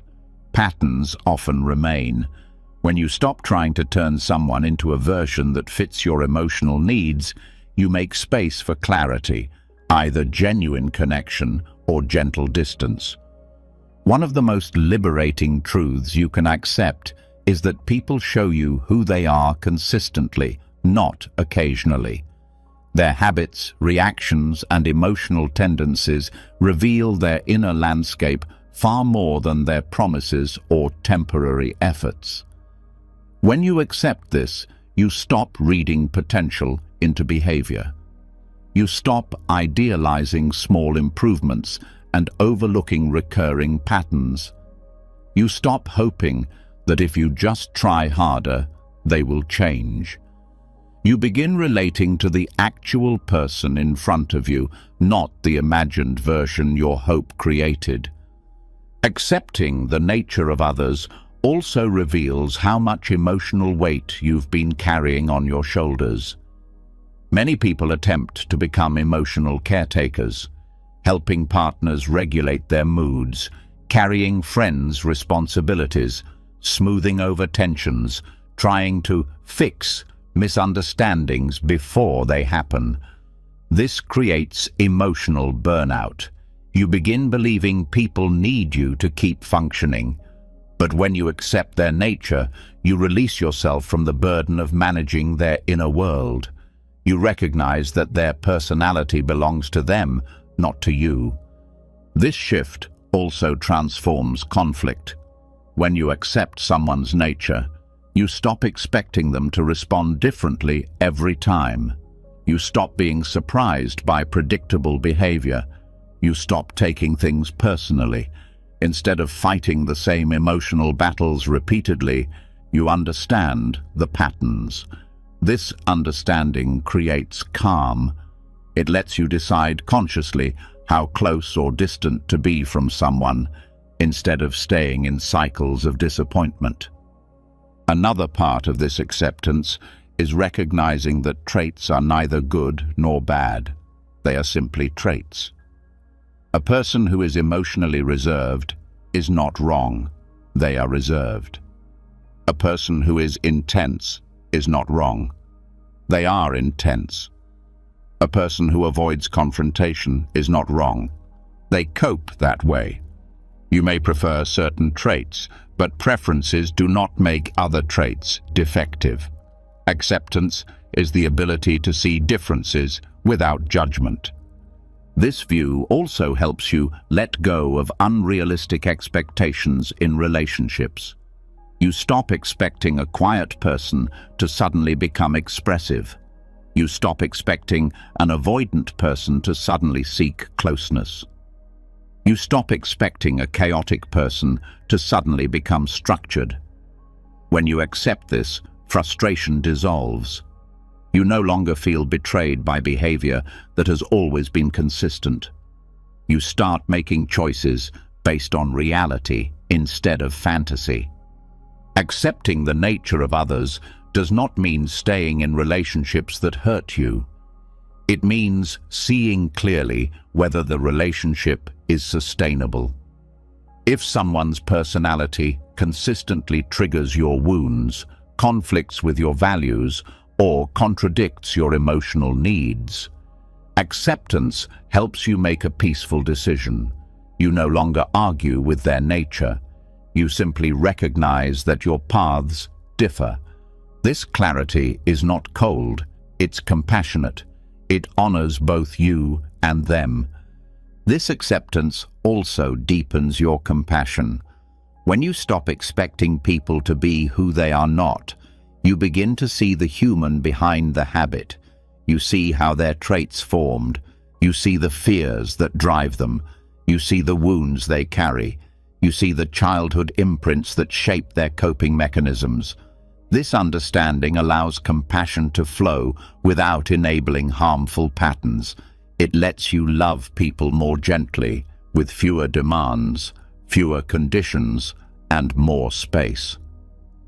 Accepting others also helps you take responsibility for your emotional boundaries. When you understand someone's nature, you know which boundaries are needed to protect your peace. You stop waiting for them to change and instead choose actions that support your well-being. Boundaries become easier to enforce because they are no longer battles. They are decisions rooted in clarity. This acceptance also creates healthier expectations.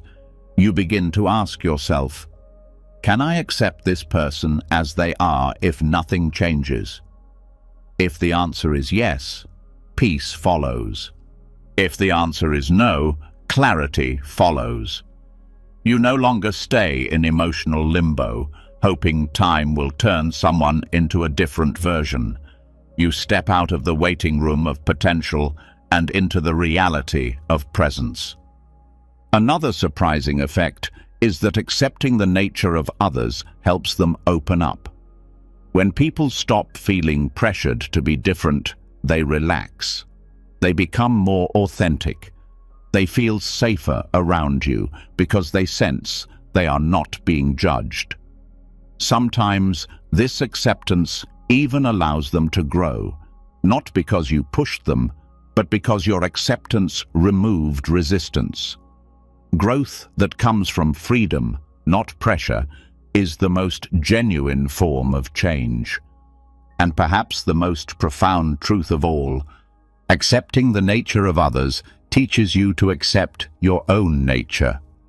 When you stop demanding perfection from others, you stop demanding it from yourself. When you stop forcing change in others, you stop forcing unnatural change in yourself. When you let people be who they are, you begin to feel free to be who you are. As you stop trying to reshape people into versions that match your hopes, something even more subtle becomes visible. Beneath your expectations of others lies an even older attachment, your expectations of life itself. You begin to notice how often disappointment has shaken you, not because life was cruel, but because life failed to match an ideal you secretly carried.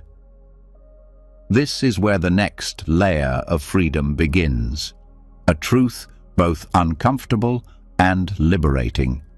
Life will disappoint you, and allowing it to do so is not a failure. It is the doorway to a different kind of joy. There is a grief that comes from being human, the grief of realizing life is not the polished vision you once imagined. Plans fall apart. People make choices you didn't expect. Success arrives slower than you hoped. Healing takes longer than you wanted. Dreams evolve into something different or dissolve entirely.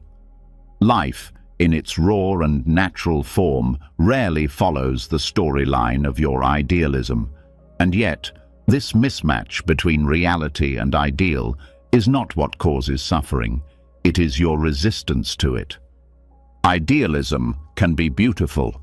It can inspire growth, creativity, and vision.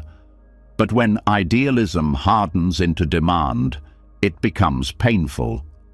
You begin believing life should unfold a certain way. You believe people should treat you a certain way. You believe your progress should look a certain way. These beliefs feel noble, even motivating, but they become traps. The pain doesn't come from life disappointing you. It comes from believing it shouldn't. Allowing life to disappoint you begins with the courage to see things as they are, instead of how you wish they were. This doesn't mean giving up hope or abandoning dreams. It means releasing the belief that joy can only come when life fits a perfect image. When you allow disappointment to exist without fighting it, something unexpected happens. Your relationship with life becomes real, grounded, and more peaceful than idealism could ever offer.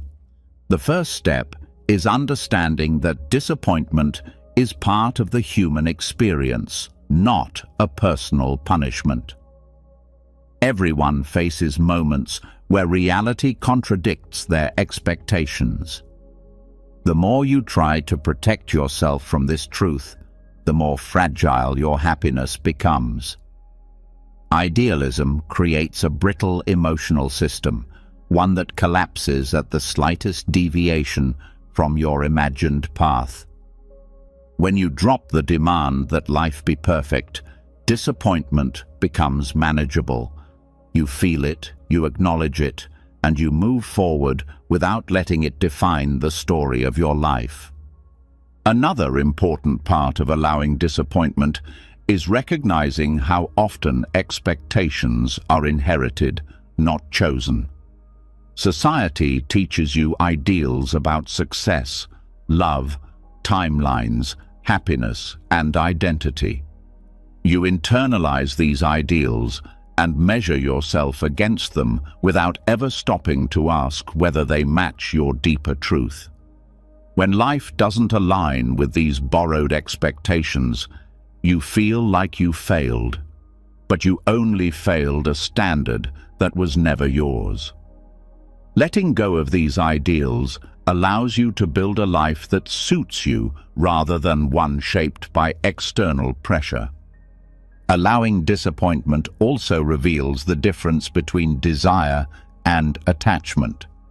You can desire things, a better career, deeper love, more inner peace, without becoming attached to the idea that they must appear exactly when and how you want. Attachment leads to suffering. Desire without attachment leads to clarity. When disappointment comes, you don't collapse into despair. You simply adjust, learn, and continue walking forward with openness instead of rigidity. This shift also transforms your relationship with emotions. Idealism often suppresses uncomfortable emotions because they don't fit the perfect life narrative. Disappointment becomes something to avoid, hide, or deny. But when you allow disappointment, you permit yourself to feel honestly. This honesty deepens your emotional maturity. You no longer pretend to be okay when you're not. You no longer force positivity. You become grounded, not through avoidance, but through authenticity. Allowing life to disappoint you also protects your heart from cynicism. People often swing from idealism to bitterness when life doesn't match their expectations. They blame themselves or the world. But bitterness is just idealism with a broken heart. True acceptance avoids both extremes. It lets you see life clearly without giving up on its beauty. This mindset leads to a more grounded form of joy. Not the fragile joy that depends on perfect circumstances, but a steady joy that exists even when things don't go your way. When you stop insisting that life be flawless, you begin noticing the small joys that were always present but overlooked. The comfort of routine, the kindness in small moments, the simplicity of ordinary days. This joy is not loud or dramatic. It is quiet, stable, and deeply fulfilling. Letting life disappoint you also strengthens resilience. When you accept that disappointment is natural, you recover faster. You stop personalizing setbacks. You stop spiraling when things go wrong. Disappointment becomes something you can experience without losing your center. This resilience makes you more courageous. You take risks without the fear of emotional collapse. You pursue dreams without clinging to guarantees. You trust yourself to handle whatever outcomes arise. Another powerful benefit of releasing idealism is that relationships become healthier.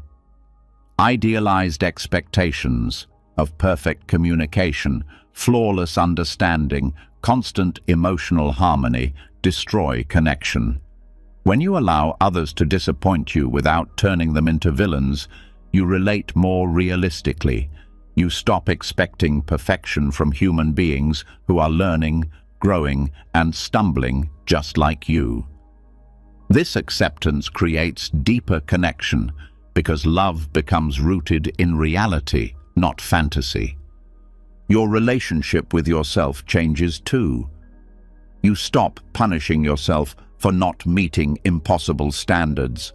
You stop expecting yourself to always feel motivated, inspired, confident, or healed. You make room for your humanity.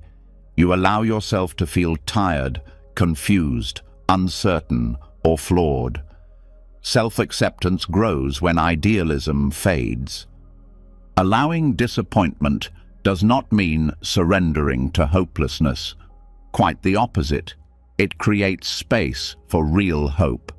Hope rooted in truth rather than fantasy. Hope that survives setbacks. Hope flexible enough to adapt. This kind of hope leads to meaningful fulfillment rather than constant frustration. Dropping idealism also opens you to the mystery of life.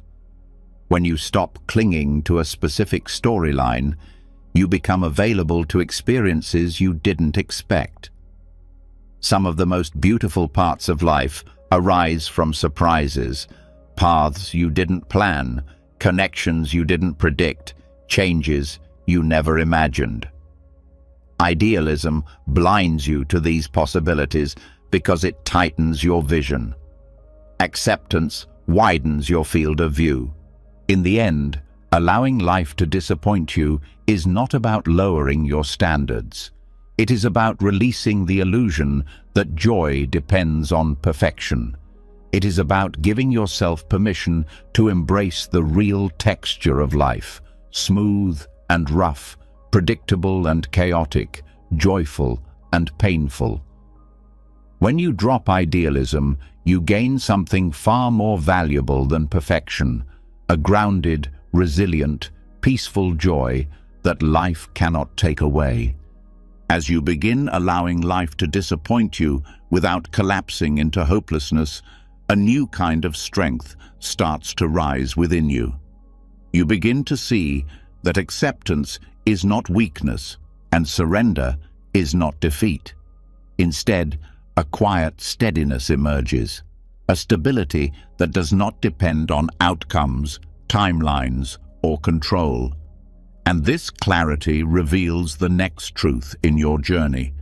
Choosing peace in a world that worships force is its own form of courage. There is a heroic quality in letting go that society rarely celebrates. You are taught to push harder, fight constantly, control everything, stay ahead, dominate challenges, and never show vulnerability. Strength, you are told, comes from overpowering life. But this version of strength leaves people exhausted, anxious, and disconnected from themselves. The kind of strength that brings true peace is quieter, so quiet that most people overlook it.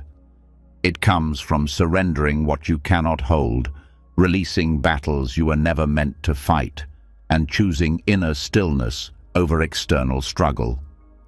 Choosing surrender requires courage because it goes against everything you were conditioned to believe. The world rewards control. You feel valued when you perform, accomplish, and maintain mastery. So, when you choose to let go, your ego protests. It says, if you don't fight harder, everything will fall apart. But letting go does not mean abandoning responsibility.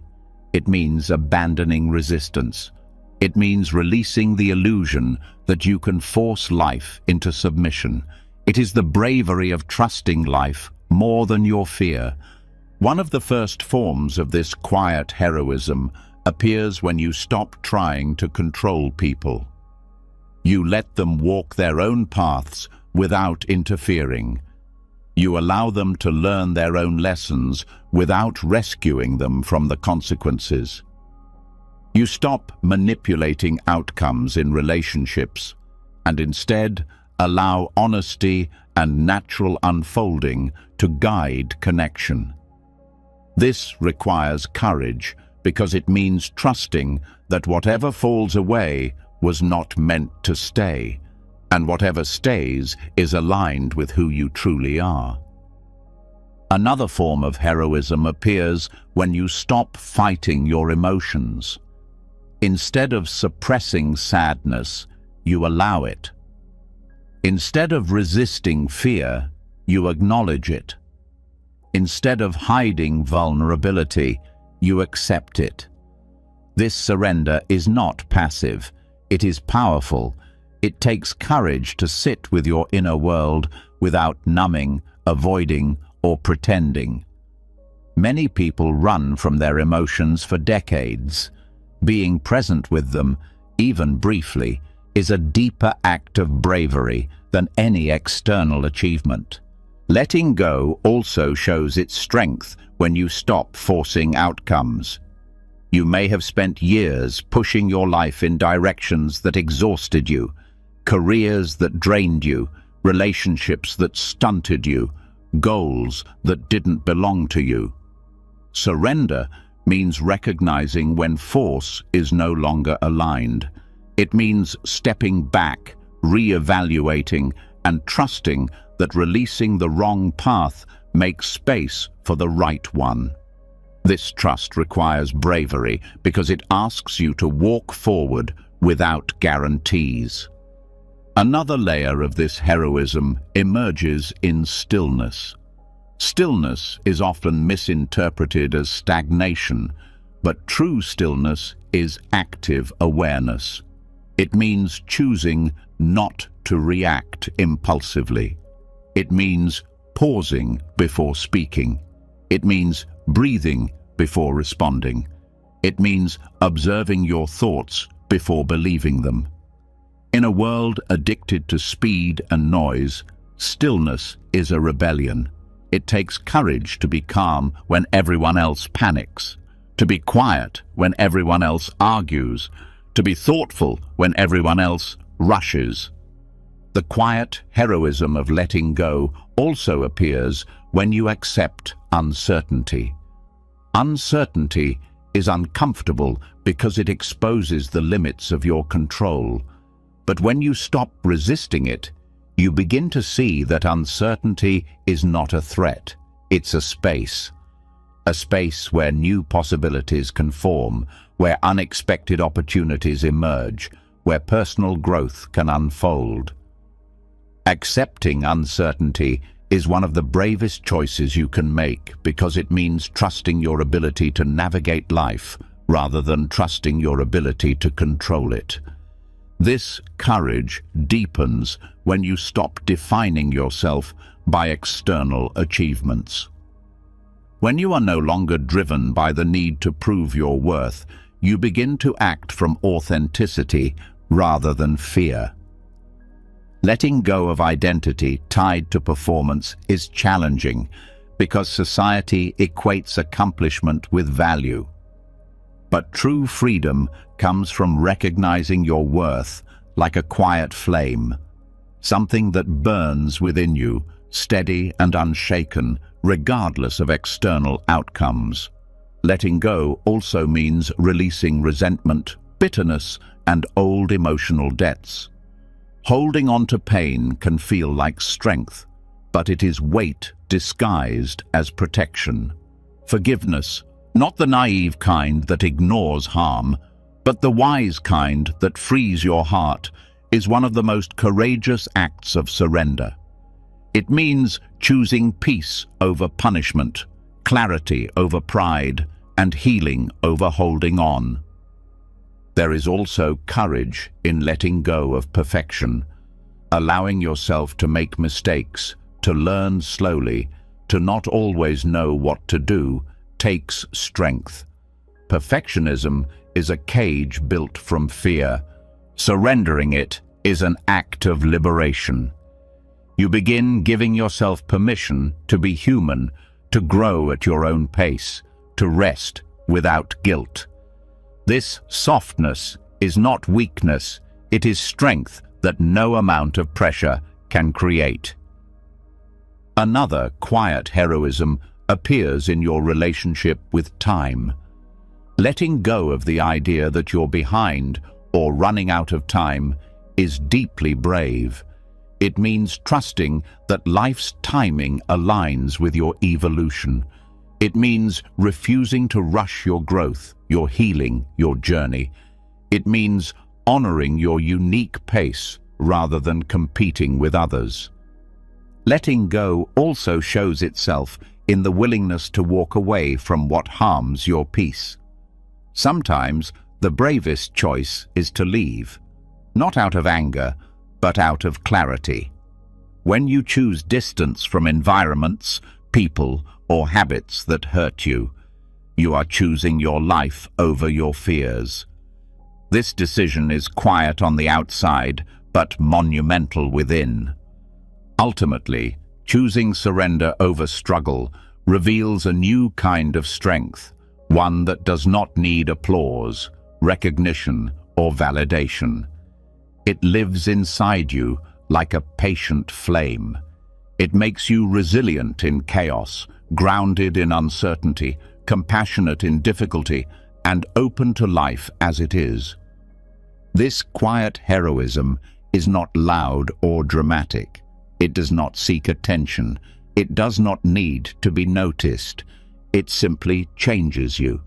And through you, it changes everything around you.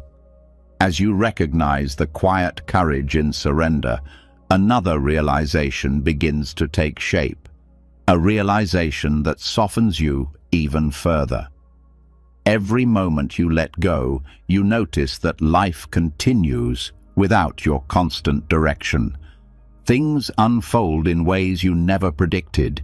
Peace arises from places you didn't expect.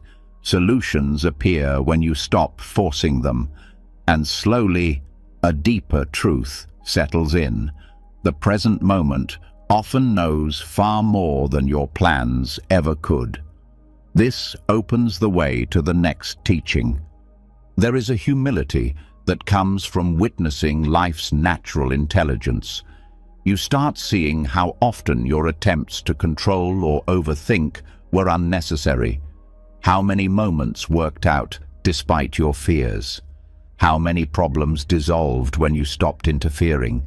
How many outcomes unfolded in a way that made sense only in hindsight.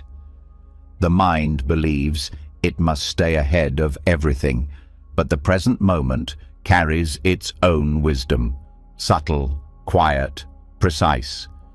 When you humble yourself to the moment rather than clinging to your plans, something extraordinary happens. The noise inside you begins to fade. Present moment humility is the willingness to accept that reality is unfolding exactly as it needs to, even when it contradicts your expectations. It is the understanding that your plans are limited by your past experiences and fears, while the present moment is shaped by countless factors your mind can't possibly grasp. When you acknowledge this, you stop insisting that life obey your mental timeline. You stop believing that your ideas of how things should go are superior to what is actually happening. One of the ways this humility dissolves suffering is by weakening overthinking. Overthinking is the mind's attempt to control a future it cannot see. It tries to predict outcomes, prevent mistakes, and eliminate uncertainty. But the present moment is not asking you to predict anything. It is simply asking you to be here. When you honor the now instead of escaping into imagined futures, the fear-driven need for control fades. The mind becomes quieter. You begin responding to life instead of rehearsing for scenarios that may never happen.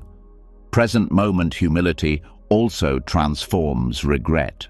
Regret arises when the mind reviews the past with the illusion that you should have known better. But the present moment shows you that you can only act with the awareness you had at the time. You could not have predicted everything that would unfold. You could not have known the lessons that would come later. When you accept the intelligence of the unfolding moment, you release the weight of regret. You understand that each choice, each mistake, each turn was part of your growth, guided by a wisdom deeper than your plans. This humility also changes the way you approach problems. When you stop demanding immediate solutions, your mind relaxes. And when the mind relaxes, clarity appears.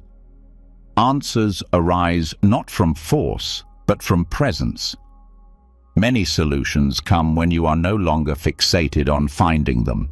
Some appear during simple tasks, walking, breathing, resting, because the mind is finally quiet enough to hear the deeper wisdom that was always there. Present moment humility also teaches you to trust timing. You stop rushing experiences that are not ready. You stop pressuring yourself to grow faster. You stop trying to fix what needs time. This trust creates emotional spaciousness. You begin to see that life often unfolds at the exact pace necessary for your evolution. When you accept this, impatience softens, anxiety loosens, the urgency to control dissolves. This humility also impacts relationships. When you stop imposing your expectations on how interactions should go, you begin listening more deeply. You become more present, more attentive, more compassionate. You stop assuming you know what someone will say or how they will respond. This openness brings understanding and reduces conflict. It allows relationships to unfold naturally rather than being shaped by your internal script. Another important part of present moment humility is acknowledging that you do not always know what is best for you. There have been times you wanted something desperately, only to realize later it would have harmed you. Times you resisted change, only to find it led you somewhere better. Times you clung to a situation, only to understand later that letting go brought freedom. When you see this pattern clearly, humility becomes natural. You stop fighting the now. You stop believing that your desires always point in the right direction. Humility toward the present moment also frees you from compulsive planning. Planning has value, but when it becomes a constant attempt to control the unknown, it creates stress. Present moment humility teaches you that you only ever need to handle the moment you are in. The future is shaped through small steps taken in awareness, not through endless mental strategies. Life becomes simpler when you stop living in tomorrow and start honoring today. This humility also reduces emotional turbulence. Most emotional pain comes from resisting what is. When you accept the now, even if it is uncomfortable, you stop adding layers of fear, anger, or sadness. You feel what arises without collapsing into it. You allow the moment to be as it is, trusting that it will shift when it's time. This acceptance creates steadiness even during difficulty. Present moment humility also reconnects you with your intuition. When the mind quiets, your inner guidance becomes clearer. Intuition is subtle and easily drowned out by noise. It speaks through feelings, pulls, clarity, and quiet knowing. When you surrender your mental stories and rest in the now, this guidance grows stronger. It helps you sense the right step without needing certainty. Ultimately, present moment humility reveals that life has always been guiding you, sometimes gently, sometimes painfully, but always toward growth. The now is smarter than your plans because it includes more truth than your mind can hold. It reflects your real capacities, your real needs, your real lessons. When you trust the now, you stop chasing illusions and start living with authenticity. This humility is not weakness, it is wisdom. It frees you from the exhausting task of trying to outthink life. It teaches you to meet the moment with openness instead of resistance. It reminds you that you don't need to be in control to be at peace. When you bow to the intelligence of the present moment, you stop struggling against reality, and in that surrender, you find a clarity your plans could never give you. As you begin to bow to the wisdom of the present moment, you notice something else hidden in plain sight.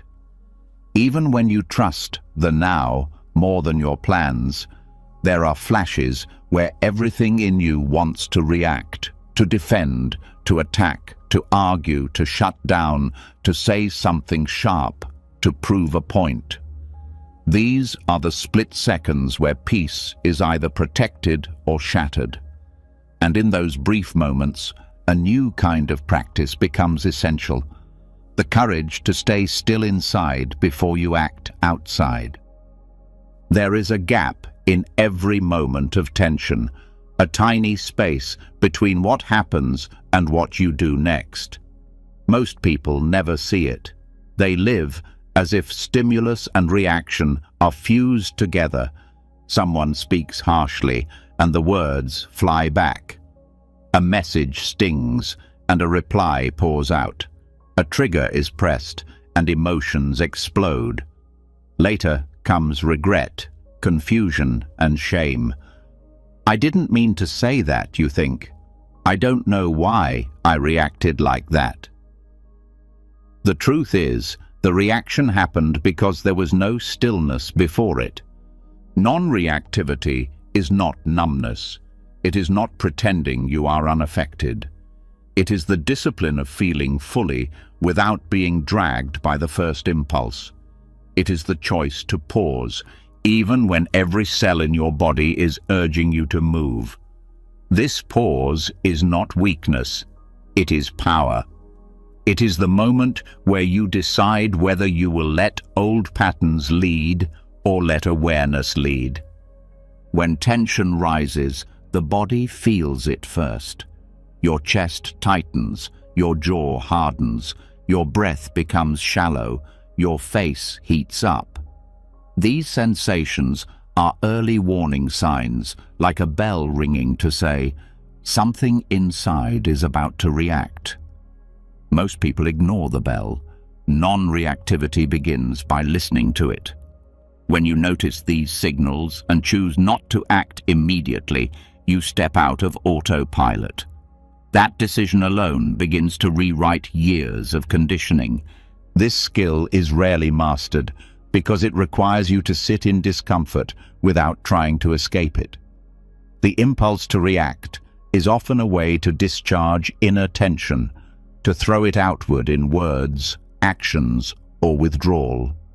But when you stay still for a moment, you contain the energy long enough to understand it. You begin to see what is really happening underneath: hurt, fear, insecurity, pride, or old pain being poked. Once you see this, the urge to lash out softens. The situation becomes less about them and more about what is rising inside you. Breath is your anchor in these moments.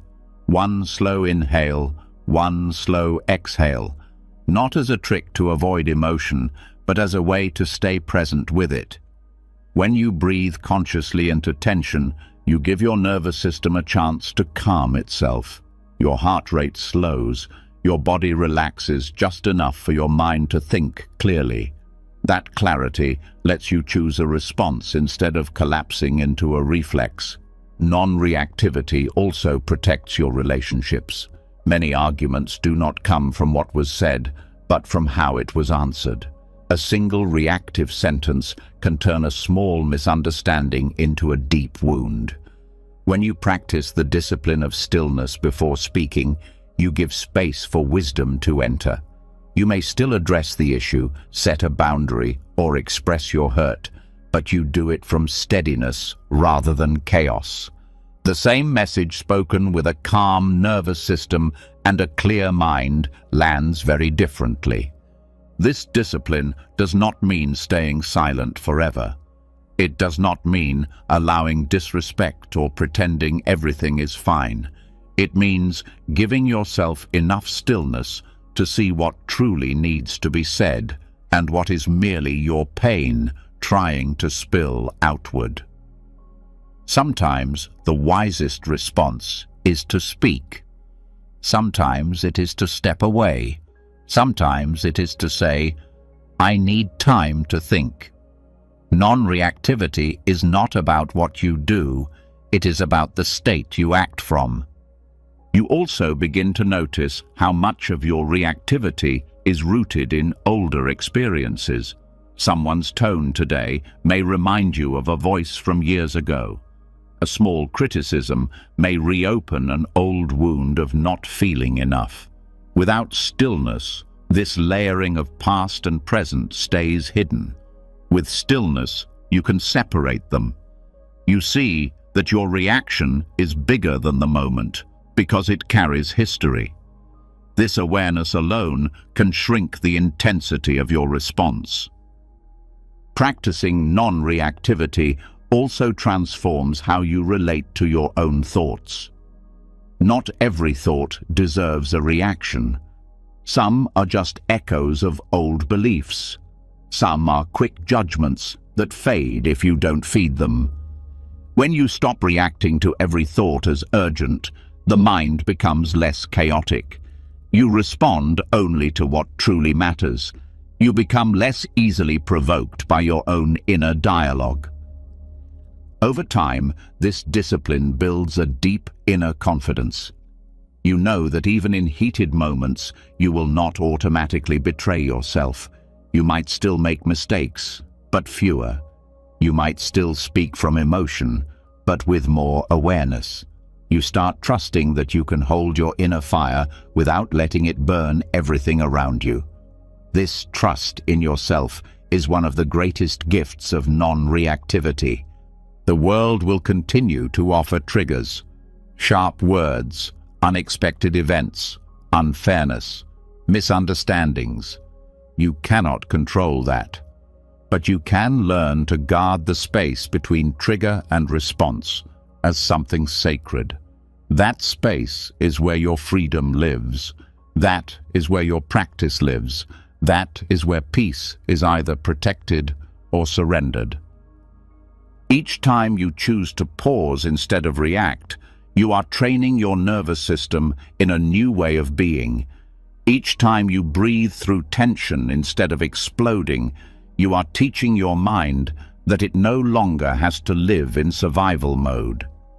Each time you choose response over impulse, you are honoring the deepest truth of this entire path. Peace begins when you accept what you cannot control, and that includes other people, the past, and the moment that just arrived. But you can choose how you meet it, and that choice, made again and again in stillness, reshapes your entire life. After walking through every layer of this journey, from letting go of control to releasing hidden expectations, to meeting your emotions, your timeline, your identity, and your relationships with honesty, you can feel the truth settling deeper than thought. Peace was never something to chase. It was something that emerged the moment you stopped wrestling with life. You learned that the ego fights hardest right before letting go. You learned that tiny daily resistances drain more energy than the big battles. You learned that clinging creates the very suffering you try to avoid. You learned that powerlessness is not weakness, but clarity. You learned that the body must relax for the mind to follow.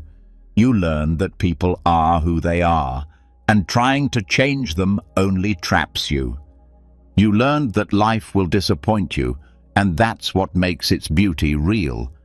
You learned that surrender is not giving up. It's choosing peace over struggle. You learned that the present moment is wiser than your fears. You learned that stillness before action is a strength most people will never master. And through all of it, a single truth echoes. Peace begins the moment you stop insisting that life must bend to your expectations. This is the heart of Buddhist acceptance, not passivity, not indifference, but the powerful, grounded, deeply awake choice to meet life as it is. If any part of this journey spoke to you, if something shifted, softened, or clicked, tell me in the comments. Tell me which lesson opened your eyes. Tell me which part of your life you're finally ready to stop controlling. Your story might be exactly what someone else needs to hear. And if you want more wisdom like this, more calm in your mind, more courage in your heart, more clarity in your days, make sure you subscribe to the channel. There is so much more coming, and I want you to be here for every step of your own unfolding. A new chapter of peace is waiting for you. Take it with you. Breathe it in. Live it fully.